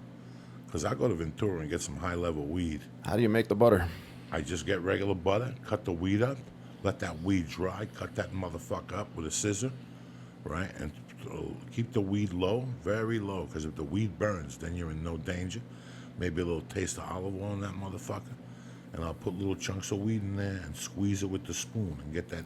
When that butter turns nice and green, I keep taking that weed out. I push it to the top.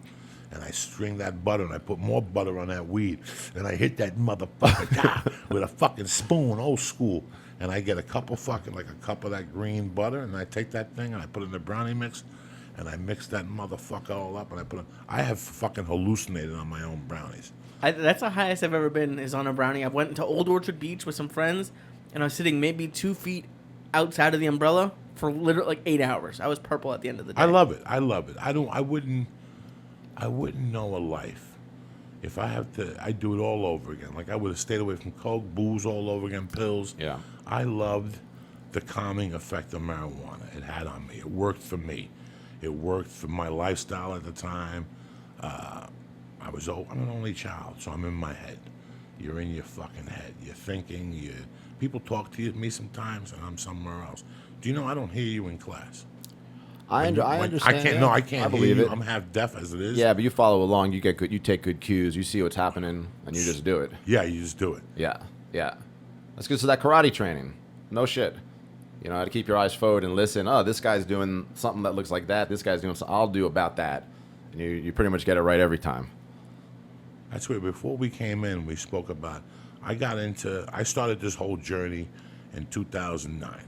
I was 418 pounds.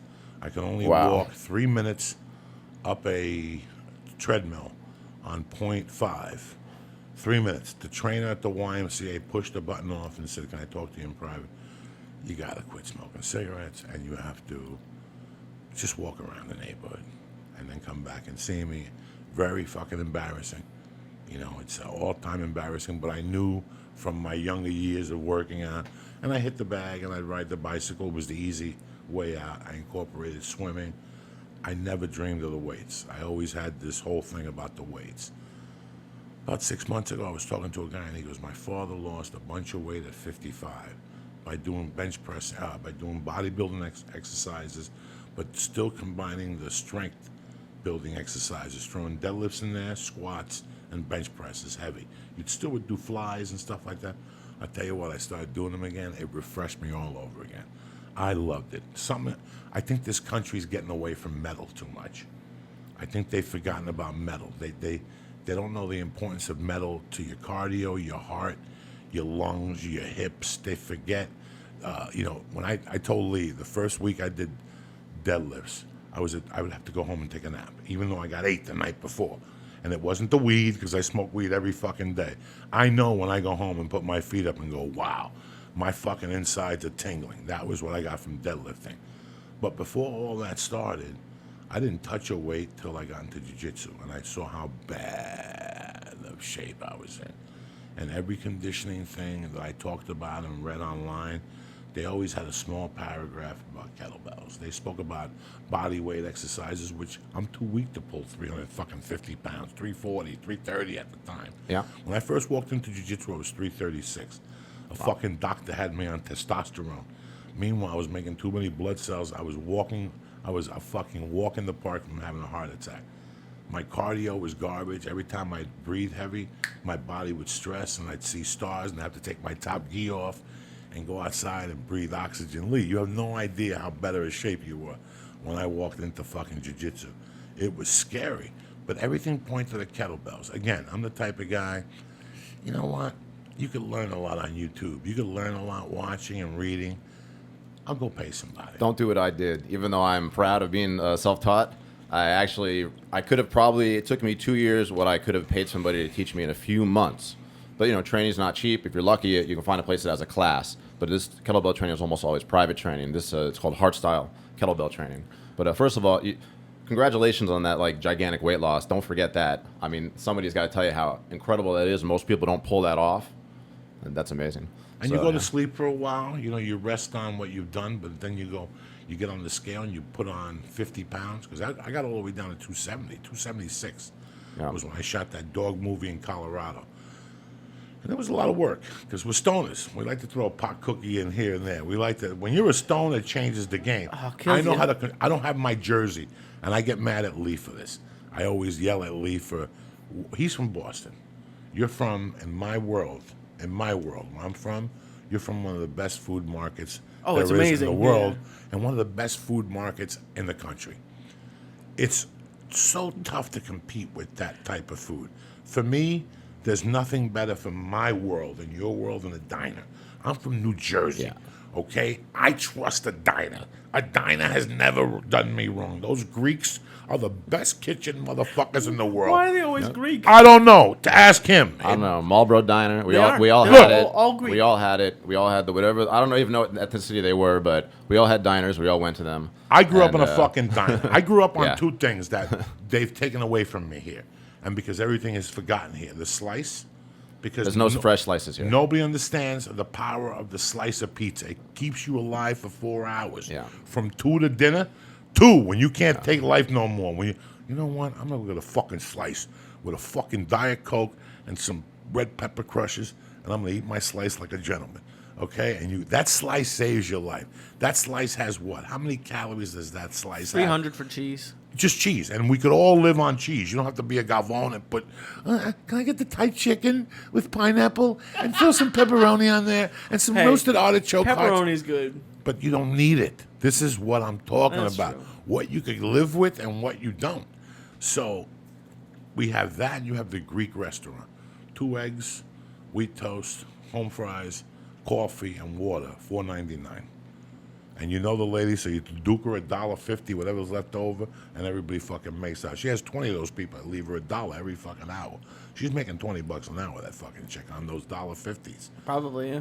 So I grew up on that. Once you eliminate, there's nothing better than walking into a diner and you know their food schedule. When you know a diner's food schedule, you're pretty much a loser.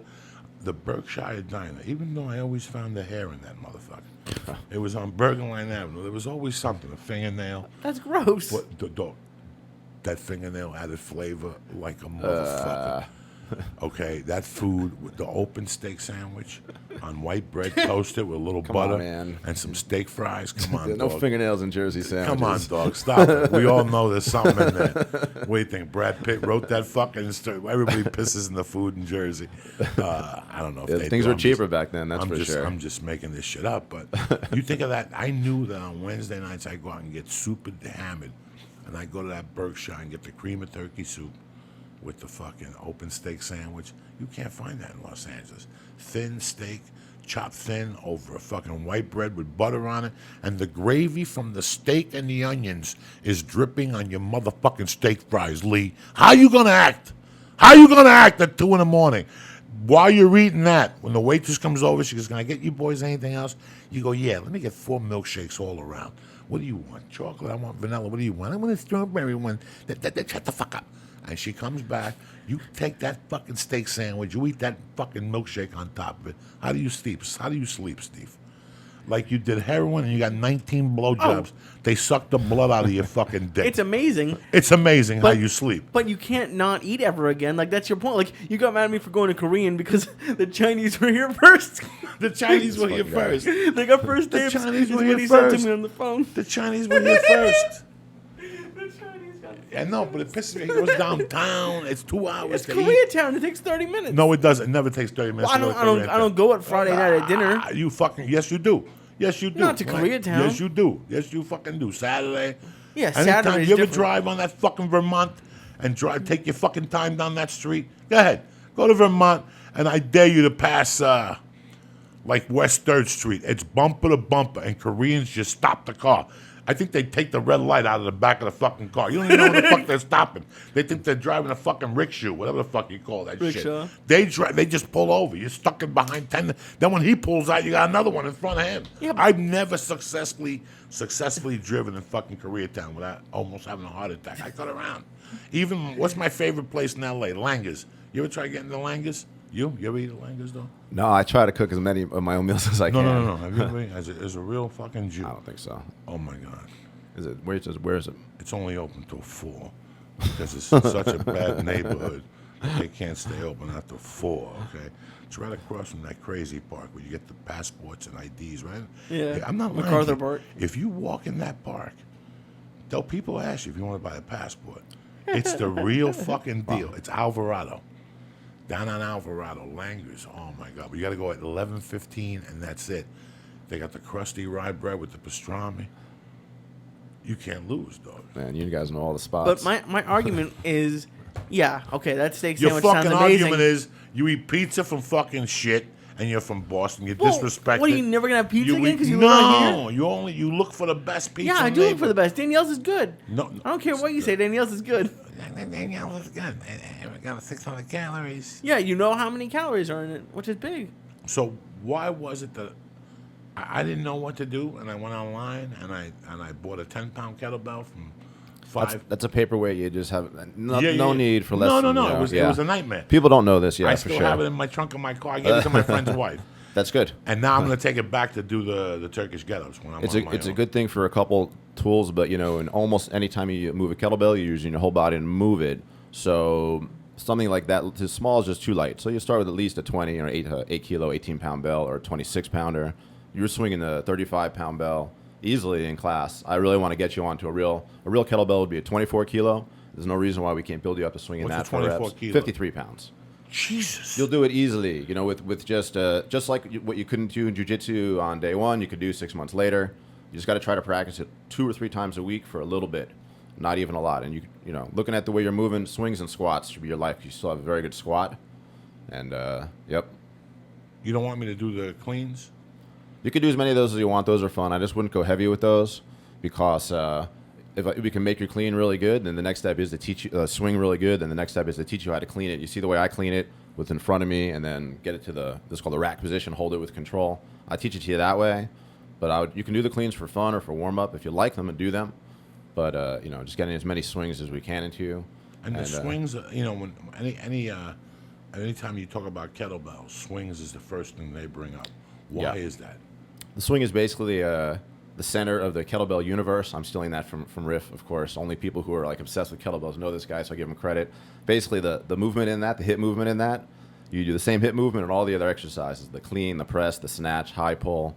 All the basic exercises are based on that swing. But getting a person to move their hips properly, it's a kind of a long skill set. It takes at least a few months for a person's body to understand it. And once they do that, once they can swing well, then they can learn all the other exercises, and it opens up an unlimited branch of exercises and combinations that you can train with. And I only do 6 or 7 of the kettlebell movements, the real basic ones. So that's why the swing is important. Plus, everything athletic is done with our hips, right? It's done with our glutes, our hamstrings, our hips.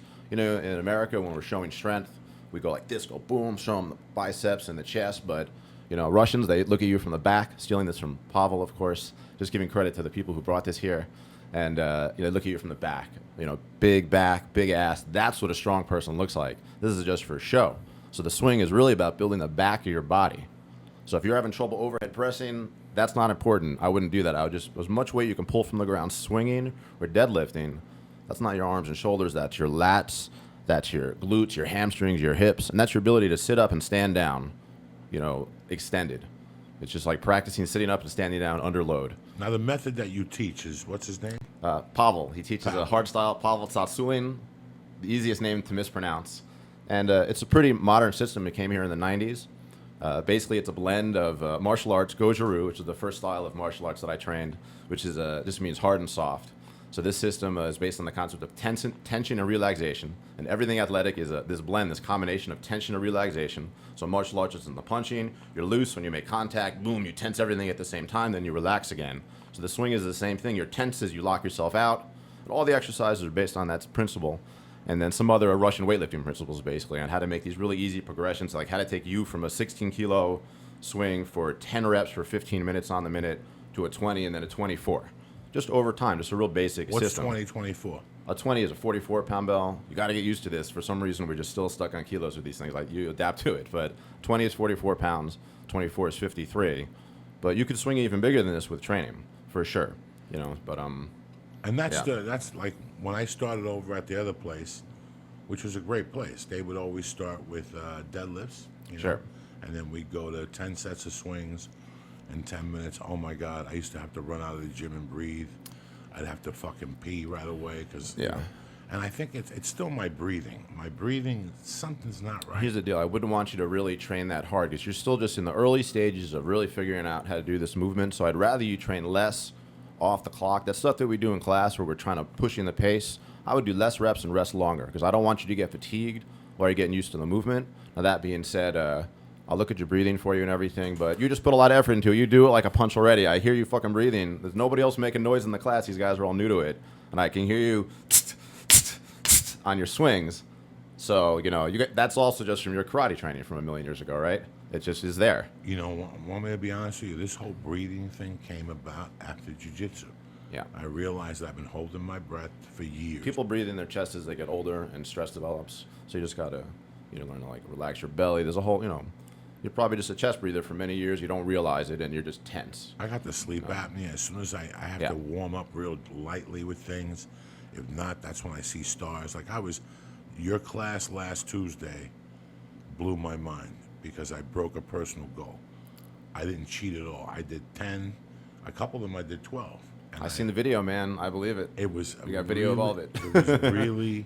It was real for me. Yeah. I could get to 7, and then I have to rest a minute and a half, a minute 3/4. That's good, man. Wow. This was, and I paid for it the next day. That was. But then Saturday I came back and I did 5 sets of swings. I did 5 sets of cleans. And I got a 10-pound dumbbell that I had, and I did the Turkish get-ups to the move. That's good. I practiced. I did sit-ups. I did. Is that the thing where you're on your back and you move to? Oh, that was scary. That's tremendous. When you Are you gonna be there tomorrow? I'll be there. But when you started doing it, I thought you were gonna have me do it with the kettlebell in my hand, and I was like, I'm gonna drop this on my face. You have kettlebells right now. We'll do them right now. My boy will be fucked up. I'm fucked up. I wouldn't do that to you, We'll buddy. sweat that star of death right out of you. I mean, We'll film it tomorrow. Do you recommend going on YouTube? Because after your class, I went on YouTube because it's not that I hate working out. I don't know anything, so I'm terrified. So I get negative about it. But I had a great time at your class, so I went on YouTube, and I watched 4 videos, and each one of them had a different way. And just for me, as a chubby guy who's not into working out, that would totally turn me off if I was at home trying to do it. But being at your class, it was super fun. So there must be other kettlebell classes in other parts because I don't know how you taught yourself. The YouTube for me really was scary almost. Well, I'm glad you enjoyed it because if you don't enjoy it, you won't continue doing it. You have to just somehow pick it up. Obviously, you put it in your hand and you love it, Joey. So, I mean, that's a huge step. So, you just got to do it regularly and just remember that it's all just skill first at your guys' level. Until you get very strong, it's mostly skill. And the better you can get at the skill, the more weight you'll move naturally. If you just reached a PR this last class, if you come in tomorrow, back off and work more on technique because you just peaked. You're going to peak again this week. That's not the way the body would work, right? So this is all just kind of basic, you can call it Russian weightlifting programming. So just based on what you're telling me. I was very surprised when I left there. I was, euphoric when I left. I had to go to a meeting. I ran home, took a shower. My dick was hard during the shower. Excellent. Good. I had a protein shake, and I ran the fuck out of there. And I was great at the meeting. It went smooth, you know. Let me talk to you about something. Excuse me, because I've been getting allergies lately. What is it about working out that you don't like? Is it about going to the gym as a heavy guy? No, I was never it- really self-conscious. For me as a person, I was never good at sports, just at anything. So I got competitive in other things. And I don't like it when Paula has asked me to go bowling like 17 times. I refuse to go bowling. I hate bowling because I'm the worst bowler. And I don't know, like even the past few jiu-jitsus, I have anxiety. Not even anxiety. It's just like, ugh, I don't want to, like, it's like almost dread. I don't want to go there. I'm terrible. Why don't I just go on the elliptical that I know? And I was nervous before kettlebells, but more so just because I haven't lifted weights really since high school. Well, And I wasn't even doing it that heavy then. And yeah, I don't know. I'm really, if I'm kind of like a sore loser. If I'm bad at something, I don't like it. It's like something weird in me. Well, hey, for what it's worth, you were at least average plus, given like there were 10 guys there. You were at least average or better, so you're doing good. It's only your first lesson. I don't have to, and it's weird. I don't have to be. It's not like I'm comparing myself. I know. Like, oh, I want to be first place, because like I'm not gonna be, especially there. But you're not an idiot. You know when you're bad at something or when you're good at something. So it's just like, and what I should do is focus on that more and try to get good at it. But I'm like, that sucks. Just do your best. Everybody sucks at this point. That's the thing, is everybody's a beginner. Nobody will just learn something in 1 or 2 or 3 or 10 lessons of training. So as long as you do it regularly, I like the idea that you're enjoying it. That's all that matters. Oh, I really like. It's, I almost went crazy. I had never, all right. like I would, not at the class, but at home that night. I'm like I like watching TV and I'll be on my computer working or something. I'm a sedentary person. I was walking around my apartment. I had to get an edible and go to the comedy store to calm down. Oh, this come to my place and I'll give you a free session, a couple free sessions to get your momentum going, because got to do it more than once a week, and I don't want you to do it without a little supervision. I got fucking sore. Yeah, I I haven't believe it. gotten sore from working out at jiu-jitsu or on the elliptical. Like I feel fine. And like the first day I felt fine after your class, but then like the second days. half of the day, I was just walking. I was like, oh shit, this hurts a lot. But it was like, it was cool. Like I felt like I knew I had worked. Was it the front of your legs or the back of your legs? The side and the back. The side and the back is good. Ultimately, we really want you, if your hamstrings are sore, the back of your legs, then we know we're really doing it right. Okay. But hey, it's good that you're sore. That means you moved something that needed to be moved, Yeah, it was fun. as long as you're not hurt. I understand that exercise isn't for everybody. And there was a time in my life when it wasn't there for me. I didn't think about it. I had that old mentality that I'd never get fat. And meanwhile, I'm putting on 10 pounds a year, and the muscle I built lifting was deteriorating. I still had the shoulders, but, you know, and that's how we all think until you get you go somewhere and you look at a mirror unlike that's yours. Sometimes you look different in a mirror in Las Vegas. You go to Las Vegas hungry, you go to the bathroom, you walk by a mirror, you go, oh, fuck. Because I think your mirror at home keeps you a certain way. It's when you go to a different mirror that you go, Jesus Christ, I gotta lose some fucking weight. For me, it's pictures. Like Pictures, looking in the mirror yeah. now, I still think, oh, they look relatively the same. But then I have a picture on here from Ookie Spooky when we went to Austin, and It's I scary. look at it now. I'll get it for you when you guys are talking. But it's for me. Even I hated. I never worked. I didn't work out from junior year of high school until this year, until a year ago. If you can take the iPad and watch a movie and get on the elliptical, it doesn't even, because like that's why I get mad at myself. If I'm gonna go home and watch TV, I might as well be on the elliptical. It's really not that bad. You don't need any cardio, though. That's the thing, is for your primary goal is to get leaner, and that cardio, you can't think of training as calories. How many calories am I eating? How many calories are I burning? Oh, yeah, It's good to know. I'm obsessed with it. It's good to know your general calories. But my advice is to count calories for 2 weeks, then you fucking know what to eat. Because if you're serious, you just should be really eating the same repetitious foods over and over, a certain amount of foods that you know fit your program, and it's not a grind. And if you're not doing that, then you're not serious yet. So you know, Not it's after tough, you eat man. these fucking stars. This I'm is fucked the up, real man. test. I feel it. When you go home tonight, Yeah. you'll be hungry. You'll Oh. be I know. hungry. I'm gonna pig out. And I you cheat. have to, and that's Yeah. the thing that kills me. But I also eat controlled, and Yeah. that's what I was getting to the point with Lee. Where once I left the East Coast, I knew I couldn't go to a Greek diner no more. Why am I mind fucking myself? Yeah, but that doesn't mean you can never have a steak sandwich again. Go every once in a while. Find one. You gotta- Find one in the LA food at sucks 11 here. o'clock. The food sucks here. Fuck where? The food in LA in general, Especially is late like night. Find the 11 o'clock fucking open steak sandwich. What about I'll give you 500. You find nobody's got really? one. No one has Nobody's it. got Jerry's one. doesn't even really 10 sound. o'clock. I'll get you one over at Ruth Chris. They have the happy hour. They have a steak sandwich. I never had it, but I know it's available just in case I got a sudden urge. I want to watch a game with you or whatever the fuck. I want to talk some shit. There's nothing, and I'm sure it's the same out No, here. this But is- at least I grew up in Boston. Jerry's is $92 and everything's bad. Well, yeah, not even just Jerry's. Everything's not bad at Jerry's. It's just one of those places that when the check comes, you go, why are we spending $70 fucking dollars? I had a soup, you had a soup, I had a sandwich, you had a sandwich. Why is it $70 fucking dollars? Yeah. Because I'm at Jerry's. I don't give a fuck. The best pastrami I've had is from fucking, the least place, Alvarado. The place looks like a bomb hit it. The chairs are still there since 1920. But the recipe's been in the fucking family since God knows when. So Right.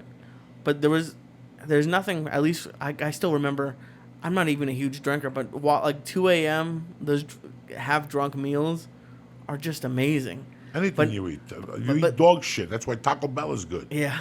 Right or wrong? You eat Taco Bell? Yeah, I eat everything. No, you don't. I swear to God, I swear I do, but I try to at my best, it's 90%, 10%. What's your breakfast? Give me your daily It's Yogi either- Steve fucking diet. I Hit get me. up really early. I get up Okay. at 5 a.m. No matter the truth is if it's 9:30 now, Right, you're tired. It's bedtime. Yeah, it's No, late. I saved up energy for this. I relaxed all day, and I got juice for you. But I wake up and I usually just don't eat anything from 5 to about 11 because I intermittent fast. It's really simple. I tried at my best only eat between about 11 a.m. and 7 p.m. I just heard about that. 8 hours. It's good for eat men. all your meals. It's good for men. It improves your. I think it improves your hormonal profile. So you just naturally release more testosterone and growth hormone when you're not eating. You want to talk about detoxing or purifying? Anytime there's no food in your stomach and you're moving around, you are totally just detoxing. You're pumping your body. You're pumping everything through. Basically, that's true detox. But if you're busy digesting food, that's where the energy goes. However you want to look at it, it's not no mystical energy, but your body's energy. So, I like intermittent fasting, but the trick is I'm not trying to really lose any weight, so I eat 3 big friggin' meals. I don't believe in snacking. I think snacking is a little for girls. I don't specialize in men, but I know what I believe in for me, and that men evolved hunting, so that if you were out on a long trip, you could go days without food and not be a pussy about it. I can say that here, right? So that I think is the man. Have you tried Cheez-Its and Oreos? I eat everything, bro. Oh, that's I was great. hooked on it. I'm telling you, I could have been type 2 diabetes if I would have gone a couple more years. me too. Even without even being very heavy, although I was a fat fuck, I think. But yeah. 180's not fat. Yeah, I know. I'm lucky. I was 190 at my peak, but in the picture, I have a couple fat pictures. The truth for me is the pictures on the internet. I look better in pictures than it actually reversed my dysmorphia, made me feel better about my body. But I just got myself really lean because I just try to eat right. And So what's your 11 o'clock meal? Oh, so protein and fat. I'm a big Which believer is in what? eggs and bacon and ham and sausage and I buy almost all my food at farmers markets. No potatoes for breakfast. Not yet. I do No eat carbs. potatoes. I try not to because I think that if you start the day on proteins and fats, you just basically you'll be satiated. Man, if you have a big plate, I'll eat 6 eggs. I'll eat 3 of them raw and 3 of them cooked. So that's another thing. I eat them raw too. That was crazy. He did that after class. Oh yeah, you saw one, right? Yeah, it's very healthy for you. You should always only eat organic eggs if you can eat raw eggs. USDA organic or from a farmer's market. But it's just a good way. It's better than a real protein shake, and it's got unbelievable vitamins and minerals in the yolk, and it's alive. So it's got enzymes in it. That's the hidden secret with food and losing weight. I think is what's going on in your gut. If you have any healthy bacteria, if you're eating all overcooked foods or dead foods. Even rice and potatoes are kind of dead. You don't have this healthy bacteria. Some fermented foods are good. You gotta like sauerkraut. Do you like sauerkraut? If you can get there's local fermented sauerkraut right in the neighborhood. I'll bring you one next time. But you can eat Without that. a hot dog, no. Fuck don't yeah, wanna I eat mean, no you fucking know, sauerkraut with no I don't want fuck- if you want to eat a hot dog at one point, eat a hot dog, just not all day. It's a joke. It's No, a I eat it joke. on a hot dog. I'll do it. I I'll do love it. sauerkraut. Hebrew There's gotta National. be something around there. It gotta to be dope Hebrew it up. Nash. Those fucking Polish dogs. Joe, look, this was me when we went to Oh, Austin. no, But you fat- showed me the skinny that. picture. You showed me that. Let's see, you gained weight or lost weight? He I- lost oh, this 100 is- pounds. Oh, I didn't know that about you, but I'm sorry. I didn't look enough into your history. okay. That was me a year ago. Okay, you were really heavy. Oh, I was 315. All right. Well, congratulations again. You guys are like, honestly, it's like the odds are better of winning the lottery than I'll losing tweet it. 100 fucking pounds and keeping it off for more than 2 seconds. I actually have a client that lost it, kept it off for 8 years now, but she's an ultra marathoner now. You know what that is? That's more than a marathon she runs. Unbelievable athlete. But that's what it takes, like a commitment, you know, like a commitment to like not being heavy. But yeah, you guys are doing jujitsu and weightlifting. Maybe a little yoga we can get in there, and you know. I started this whole thing with yoga. My wife, I think I really, when I knocked my wife up, it was a mixture of weights, yoga, and protein powder. You probably have like the genetics though of like a fucking. From your stories that you tell, you got unbelievable genes. It's just been proven at this point. Why is that? Because you're walking around and training hard, and you know everything's fine. So Nah, I think there's something going on with my heart. I could feel it sometimes from time to time. What do you mean? But I you think always every- got to go see a doctor with that shit. Oh, don't I fuck go around all the with that. time. Okay, I go- I know. oh, Yeah, no, you no, got I you go got all- good. I got good you got good insurance. insurance.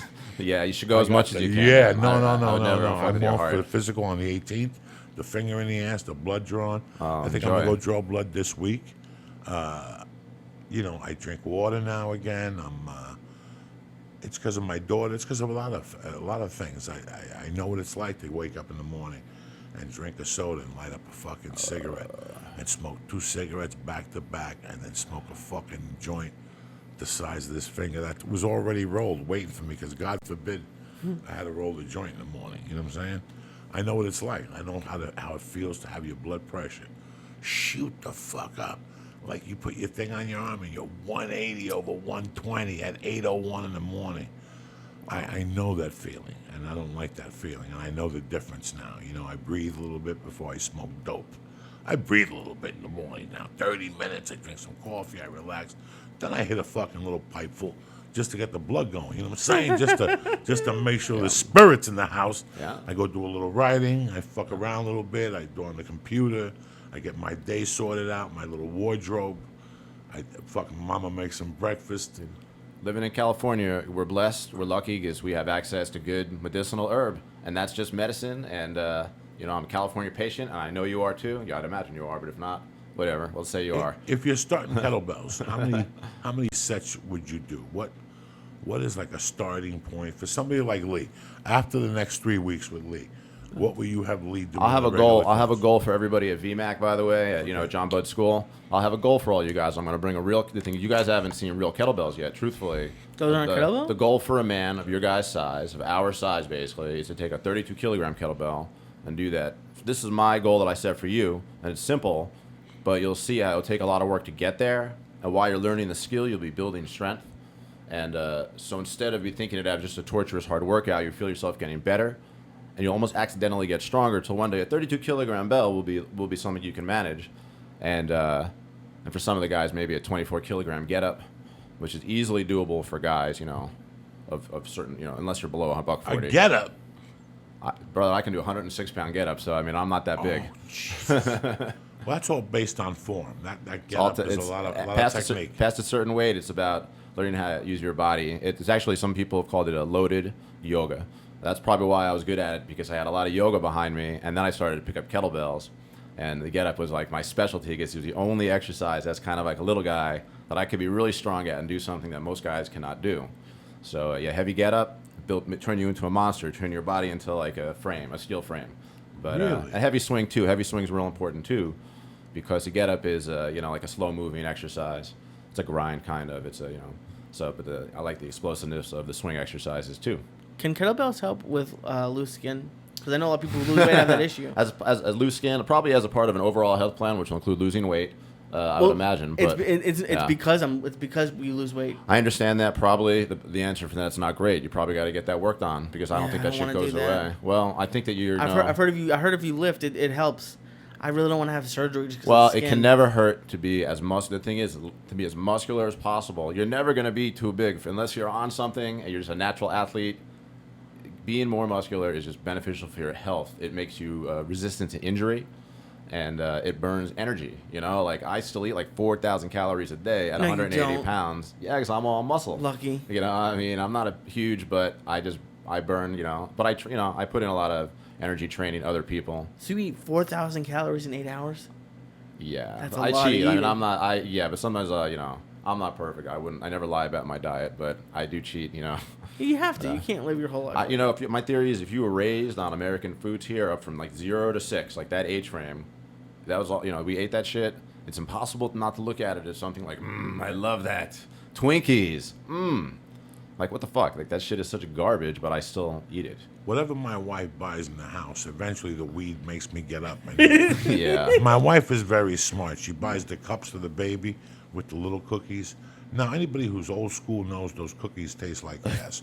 Oreos still maintain. They made a big payoff. There's still something in Oreos. They kept the coconut fucking fat in there. They're getting a little weird with Oreo- all the new flavors, though. Yeah, no, but that's for fucking this youth that wants to try. Listen, I grew up on the only thing I get beside Oreo is the double stack. Oh, yeah. That's it. And no flavors. I ain't gonna lie to you. About 10 years ago, I bought the tin that comes in Christmas. That comes dipped in white chocolate with chocolate. Really? They comes in a tin over the fucking holidays. No way. I've never seen Hey those. man, listen, guys. From 2000 to 2005 or 6, you could ask my wife. At night, my 8 o'clock high. You know what the snack was? After dinner and McDonald's for breakfast and breakfast at home and Chinese food and whose ever house I stopped by who offered me a sandwich. Yep. But my late night snack, my all-time favorite, is a little bit bigger than the 32-ounce Coke. Yeah, 32-ounce. Wow. Not the 64. Wow. And a whole pint of Ben & Jerry's New York Super Fudge chunk. With the soda, I like the ice cream, but all that soda too. Dog, I cut the thing in half. One scoop, put it in a glass, Oh man. put the Coke in there. Oh my And god. then I'd mix it up so the peanuts and the chocolate would Yeah. go to the bottom. And I'd mix it up real good. I can see your mouth is watering right now. Oh my God, you My have no God. idea. Cannot do that anymore, right? And never again. That's diabetes, bro. buddy. And I drink like half of it, and then I throw the whole container in, and I put the whole thing in, stir it, drink a little bit, stir it, drink a little bit, stir it, drink a little bit, and then I'd eat every piece of fucking chocolate in the bottom. That was my thing. Honestly, right now on this podcast, I was doing that 3 to 4 nights a week. So we all have fucking flaws. I'm very happy I do not have diabetes. That's the first thing they test me for. That's One fantastic. time I ate a pot cookie that was in my trunk. I did a blood test. No, you can't. do Oh my that. God! They called me within the hour. They're like, "You gotta come back. You got diabetes. You got melanoma. You got fucking more shit than fucking." A little serious. 1 second. Why don't you just check it yourself and get a glucometer? It's one of the only tools you can buy on the can't shelves. stick yourself. Fuck yeah! You know what? It's not what. It's not. It's nothing. It is nothing. You will not. You barely Listen, feel I it. almost fainted during the UFC the other night. Let me give some shout outs and we'll talk about this. Yes, sir. Eddie Bravo invited me to some fucking people's houses. They were from Carlstadt, New Jersey. You should see this house, guys. This is the best house I've been to. In a shitty neighborhood, you walk in, he has a Led Zeppelin mural on his wall and a pinball machine, an old Guns N' Roses. Then you go upstairs, there was a bar, there was pizzas everywhere, there was catered food. The fucking wall was gigantic. Everybody was smoking dope. I went out to the balcony, I knew nobody. But the one guy was at the Comedy Store the one night when I destroyed the English lady. So he came over to me. They offered me pizza. I'm watching the fight amongst people that I don't know. And all of a sudden, there's a UFC fight. And he's dripping the blood on his chest. And the blood's going everywhere. And brother, I had to look down You got and dizzy? pray. Because the last thing you want to do is faint in front of fucking strangers. That alone right there had me sweating bullets. I'm going to give some shout outs to my man Joe Swanson, Anthony Berardi, Kickback Attack, Rob Gebhardt, Brian Burton, Eric Harrison, Harry Solovich, or whatever you, Solakian, Harry Solakian, and Scott Phillips, you bad motherfucker. Yeah, that thing pricking yourself at the house, that don't work for you, Oh Joe. man. All right. I'll keep trying to get you My to do it. fucking cat, Dimmy. One of the craziest cats I have. The only cat that I love this motherfucker. He and Reefa were born on the same day. When I used to come home fucking and I first gave up coke, the only thing that stopped me from jumping on a window was Dimmy. Because Dimmy was a kid and I'd get really high and I'd take a piece of paper from the notebook, rip it, and I'd play Olay with him. He could play Olay when he was 6 months old. You don't know what life is till you play Olay with your fucking cat. And I would go like this and he'd sit there and he'd go through the fucking paper and then he'd turn right around and look for it. Well, Dimmy has a fat ball on the side of his thing. So took him to the vet like 3 months ago. The vet said it was no cancer. It was just a fat ball. That if it got bigger, they got to take it out. Well, about a week ago, he started limping. So, but he's been acting weird. Like he jumps on my lap and he wants to be loved. Dimmy's always been a lover. You know, that's what makes you love Dimmy, that he's a scumbag. You know, the other night I get up, I hear shit in the living room. I'm in the bathroom taking a pee. This is just 3 weeks ago. This is the kind of scumbag he is. I get home, I'm fucking a little high, I'm pissing. You know when you gotta run in the house and pee? And I fucking hear something. And I hear like something falling. He's on the thing, pushing the pictures off the mantle. Like a fucking, and I look at him, and this is why I love him. Because I look at him and I go, Dimmy. And he just looks at me like, what? Like what? I'm just fucking around. I go, Dimmy, get the fuck down from there. I go in the bathroom to wash my hands. I hear another fucking picture go down. And I gotta chase him and fucking hit him with a shoe or call him a scumbag. He hides under the VCR and sits under there for an hour and his tail gets all big. It's hilarious. You want to kill that motherfucker. But on the other hand, you'll be sitting there kind of confused. You've had a fucked up day. You're sore. You went to see Yogi Steve and he fucking killed you. And all of a sudden he jumps on you. And he lays this way on your legs, and as he goes to sit down, he pops his. You've seen him do knuckle sandwich. That's my favorite. I was just going to say that. Knuckles, this motherfucker, He'll sit there. Come here, dog. Give me knuckle sandwich. You put your hand down, and he'll come up to you and hit your head with it. He's a cool motherfucker, Yogi Steve. And he'll do it He's a every reefer time. head. It's not like He's money. He's money. This guy is a solid dude. He's just a fuck. If there's something going on, it's fucking Demi. If there's something going, if the sink is on, or there's a piece of bacon on the floor, that's Dimmy. He ripped it out of the refrigerator. We locked him when he was a kid, and he locked him in the refrigerator. My wife opened up the refrigerator. He was sitting there, meow. Wow. He was in the fucking, that's how crazy he is anyway. I love him. I didn't say nothing because I was upset the last 2 days. My little Dimmy. So we took him to the vet today. They gave him pain pills. I'm going to go home and eat 3 of them. And see, because I asked my wife, what are they? She took a bag out this big of pain pills. I might as well go home and snort them. I don't believe you. No, I'm just teasing you guys. But I took my dogs in 1987. I did take Hercules's. I believe it. Sleeping Whatever pills. it is. So wait, are they going to do surgery? No, they took X-rays or something. They're gonna call us tomorrow and decide what they're gonna do with Dimmy. My wife was heartbroken. That's her cat, old school. Like that's the man of her life. Dimmy, and especially when Harry and him are together. Like when I come over sometimes and you like play with my cats, I'll be patting like Harry and Dimmy will shoot over and like knock my hand away, and then Harry will fight for it. Those are probably my favorite. They're fucking good people, so it would break the house in half. Yogi Steve, you have a lot going on. Yes, sir. You know, Yeah. John Budd spoke about you highly as fuck. You know, he always said we had to get together because I brought the kettlebell to VMAC a couple times. I'm like, John, let's Yeah. do these, you know? Yeah. You're a jiu-jitsu guy, you know, you say this because it helped me completely. It really did. It made a huge jump. And I was out there last summer, dog, before my knee surgery, last August 24th. I knew the knee was going. Well, what's the difference? So I would go out there at night, at 11 o'clock at night in July, and just do. And I would see stars, but I'd hang in there. And I would do in those days, I'd do 7 sets of swings, 3 or 4 sets of cleans. I'd do the regular squats, how you teach. Sure. I'd do Goblet 5 squats. of those, and they fucking kill you. They kill you. That's Yeah. what killed me last week. It's a real important movement, though. Do that, and you'll stay young. You know, if you can squat, that's just a huge movement pattern. You don't ever want to have to be helped up out of your chair, right? You want to be able to get up yourself. So if you can do it holding a weight, you'll be able to do it longer just throughout your regular squat is important. Help with your posture.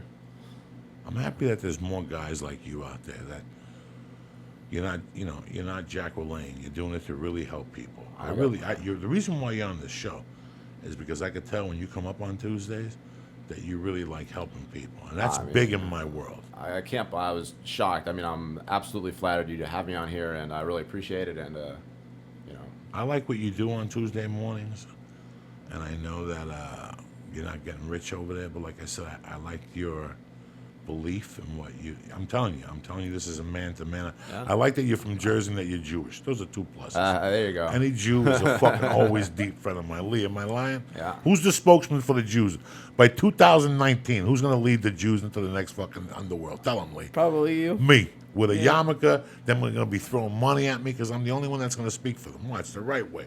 I'm going to lead them back to Israel to take back what belongs to them. Cubans and the Jews are going to go together. It looks They're going to like. go So together. You think I'm That's fucking pretty much kidding what you. Miami is got going on. They so. got it going on. But, you know, I went on your page, and you have some interesting stuff on your page. King of the Jews. Your Facebook page, and you have like a saying up there, and I see that you're involved in Laurel Canyon. You know, I was never really not Laurel Canyon, Runyon Canyon. When I moved here in '97, I dated a fucking whore. Welcome, Okay, she welcome was to a Hollywood. fucking pig. Okay, I loved her to death. Great lady. We still communicate. But let's face it, But she was a whore. she would suck anybody's dick at any time. She was sucking my dick. It takes a lot to suck my dick. Not any fucking smart girl would suck my dick. So this chick was just an animal. But she was a whore. And her whole thing was we lived right on Hollywood and Laurel Canyon, Runyon Canyon. We lived in not the first building. That's on where I Hollywood, live. but in the white building. It's an old Russian building. Yeah. 66 something. You walk in the thing, it smells like Slovakia and fucking gyros. It's all international, the building. That's your first place when you move into Hollywood. Oh, yeah. That was our first apartment. And in the morning, she'd make me walk up Laurel Canyon. And we had a dog then. And on the way down the hill, we'd stop. And I'll tell you what used to burn me up about Laurel Canyon. It became more of a meeting place. And this was 17 years ago. It was chicks all with hats, and there used to be a bench there. The thing when you walk up, where you guys do yoga now, Yeah. used to be a Yeah. doggy park. I lived here. I remember. 20 I was years here ago. before. I was here for about 20 years. 20 years ago, it was Yeah. a doggy park. And then you'd walk up, then they'd warn you about the snakes. And I got to tell you Yep. something. When you get to the top of Laurel Canyon, if you do Laurel Canyon 4 days a week, you will lose some fucking weight. It's a nice little hike for somebody starting out. It's not like the Hollywood sign. I thought the Hollywood sign was, I like Runyon Canyon, but what Yeah, there you bothered go. me in those days was that I would wait for her. She was always like doing something dirty. And there would always be these girls with hats on, and they would kept talking about Leo. Well, oh my God, what did Leo say to you last night? And this was when the Titanic was hot. Yeah. And all they would do is sit there and talk about Leo and Jack. How they went to Jack's last night, and Jack was so horny, but he busted out a bottle of champagne. It was so cool. And I used to listen to them and want to get a gun and just end it for them right there. And they would read their sides, which has always bothered me. Listen, I know what it is to go in for an audition. Today I was going over my sides. You know where? In the fucking car. Down Really? the street from the audition, because I got there 15 minutes early. You know, but to read your sides in front of people so people could stop and ask you, what are you reading for? Oh my God, we love her. Oh my God, send her our love. You know, oh. And that's why I stopped. That's why I stopped going to Runyon Canyon, because I felt like it had become this other thing. But then for a while there, they've been doing yoga there. Obviously, you're the man. 15 years. Runyon Canyon is awesome, and it's a great park. You just got to kind of get through the entrance where all the dogs congregate and kind of pee on the front fence, so it gives the illusion that the park smells like pee. But look, the place is very busy already. It's busy. It's busy. Yeah, now. yeah, You I see it in the mean- mornings. You see, if you drive in Hollywood at 8:30, Yeah. you see people walking That's right. from everywhere Yeah. to fucking Runyon Canyon. It really, it's Yeah. It's a great. So I pay a little extra for wherever I live to be close to that park, so I can walk there. You know, for yoga or for my dogs. But yeah, I'm lucky to be close to that park for sure. Now, what style of yoga do you teach there? My background is in like what would be called like Ashtanga yoga, which basically is like people call like power yoga.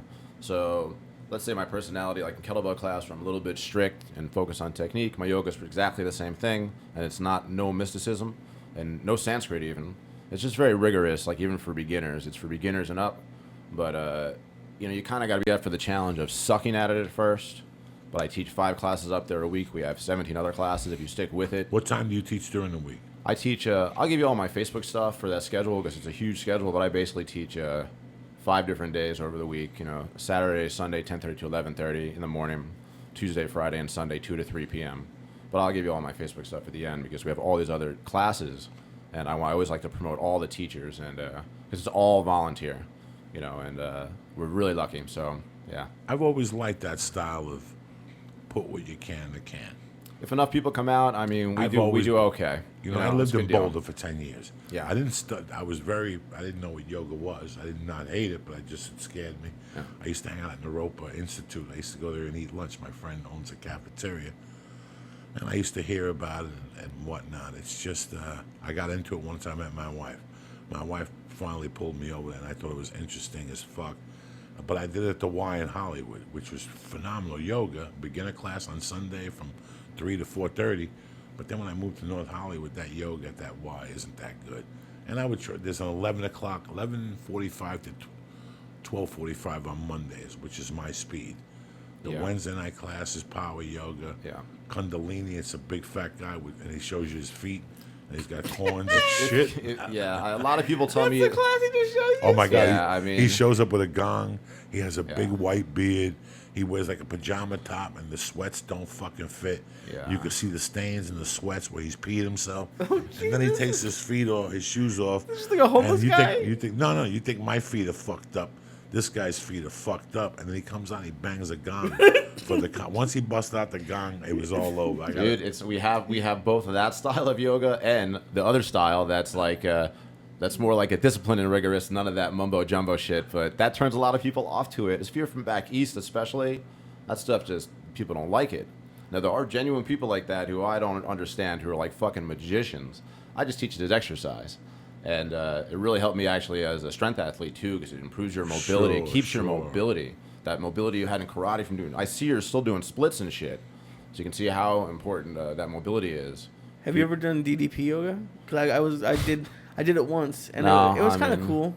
It's that you want to like either do yoga or not do it. Like you got to know if you're following something like that. It is what it is. I mean, you're not going to do that for a lifetime, right? I don't know. I only did it once. It was kind of cool. Whatever your intro is, but it's like anything else. You got to decide you want to get into it and practice it and put in a few hours a week and then get better at it, or do that a couple times and never do it again.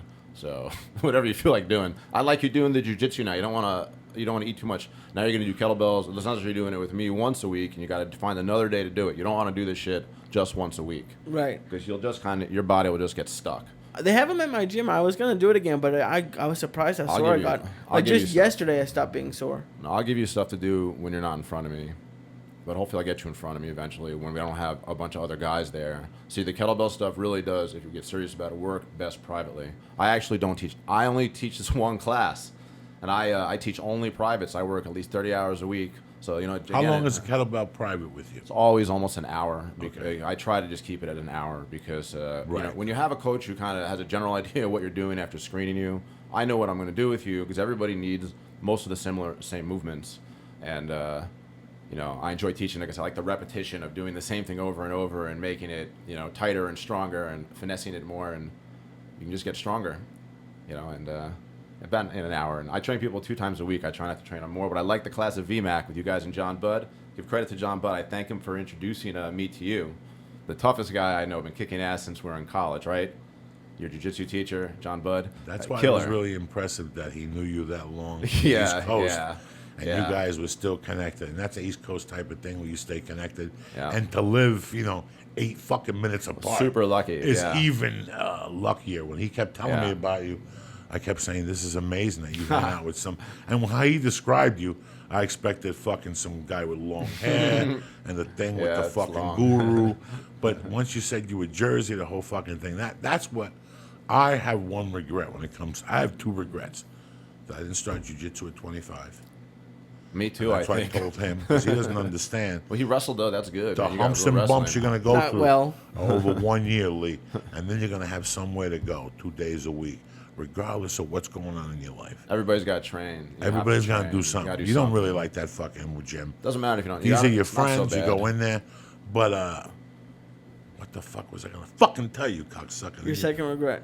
My second regret was not starting yoga early. Yeah. I loved yoga, and I liked. I paid for a class, like a bigger time class, I didn't do too well on that. I wasn't prepared. I need something a little slower. I'm a little older. My knees. I had surgery on this knee. And I got to go back and get it cut again. This thing is damaged again. I'm just waiting to turn the fat thing down so I can shoot down to fucking Marina Del Rey and tell this guy, listen, you got to give me another MRI. This thing's fucked up again. I heard the thing pop. Oh no. 6 weeks ago. Yeah, I just been walking around wounded because I ain't got time to go to Marina Del Rey. Yeah, you don't show pain. I couldn't tell you were beat up I'm in in that pain. class. Oh yeah, I limped during the rest of the week. That's not good. I could feel it, and it's not getting I don't worse. get it. It's in the neighborhood. It's not as bad as the last time, but there's something going on. But this one hurt when I was doing deadlifts. I lifted the weight the last 2 times I did deadlifts, and the left one started hurting, which I had surgery on. This is the one I knocked my wife up first. This is the 2009. This is the one that got the fucking rhythm going, that got the fucking savage going. But yoga's another thing. I wish I would have started earlier because I knew what the benefits were. You know, if you add it to something else. You can build strength easier than anything else, though. You With can yoga. with the weight training, with the yoga, with everything that you're doing. I mean, your workload might be a little high. You just don't want to train. You don't want to train too much. You know, strength training a few days a week, jiu-jitsu a few days a week, and the more walking a person can do. But I think that your general lifestyle of being busy burns a lot of energy. Anytime you travel, I walked the baby to school Tuesday, Wednesday, Thursday. I walked That's there good. and back. Then we pick her up. So I have my little, like today I took her swimming, but I jumped in the big boys pool. And I did as many fucking laps as I could. I go that's back, great. she'd jump in with me, I'd swim with her. But I got to do laps again and breathe, which was fucking tough. It was tough, and I had to modify my breathing. I was seeing what I was doing wrong. I had to focus on my movement.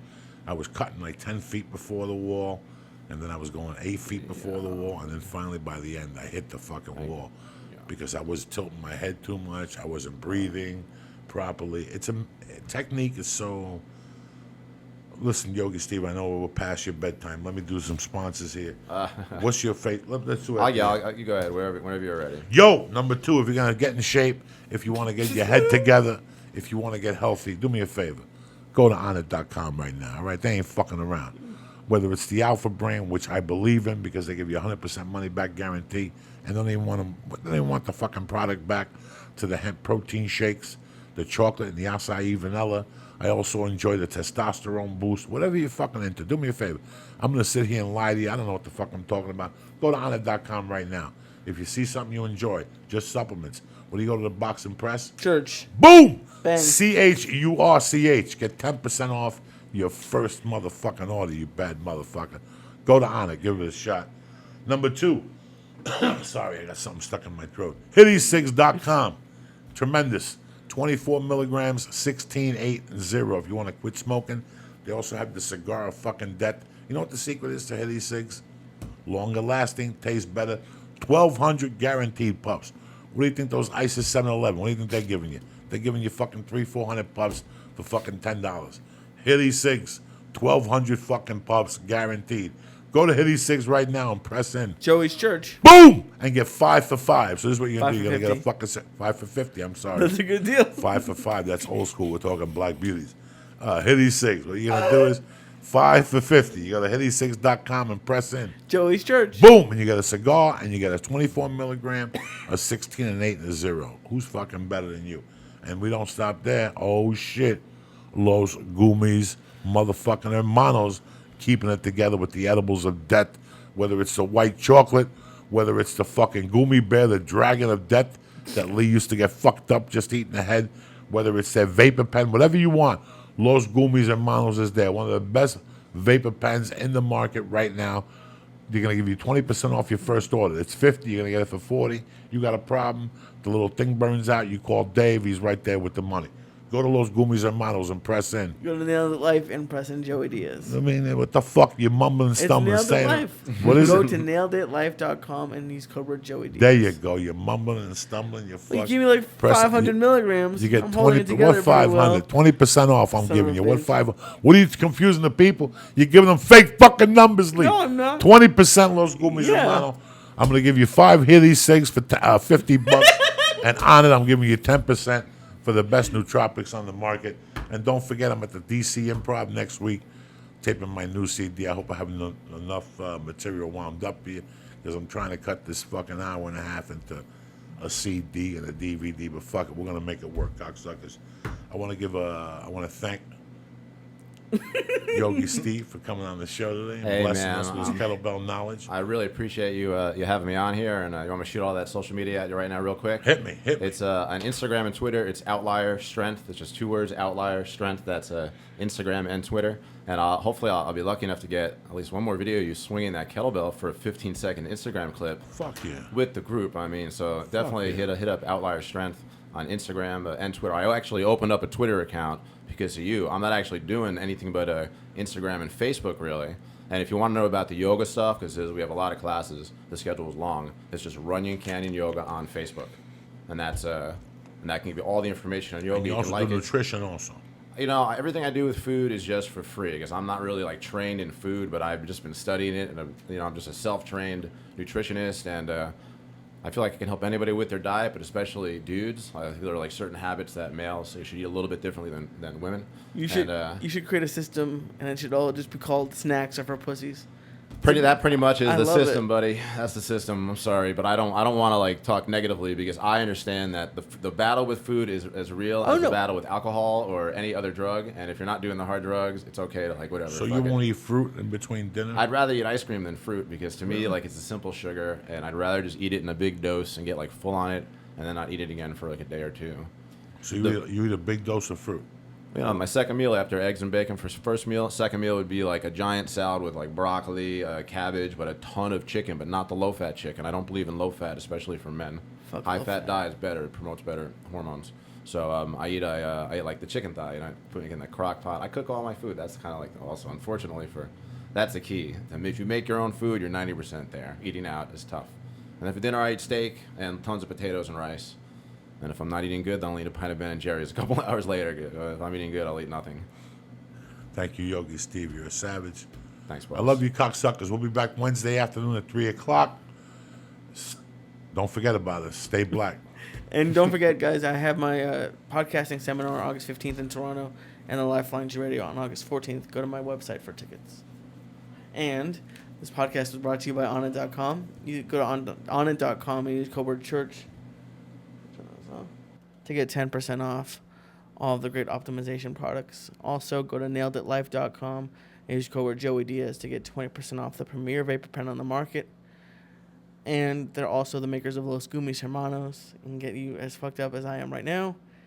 And go to hitecigs.com, better tasting, longer lasting.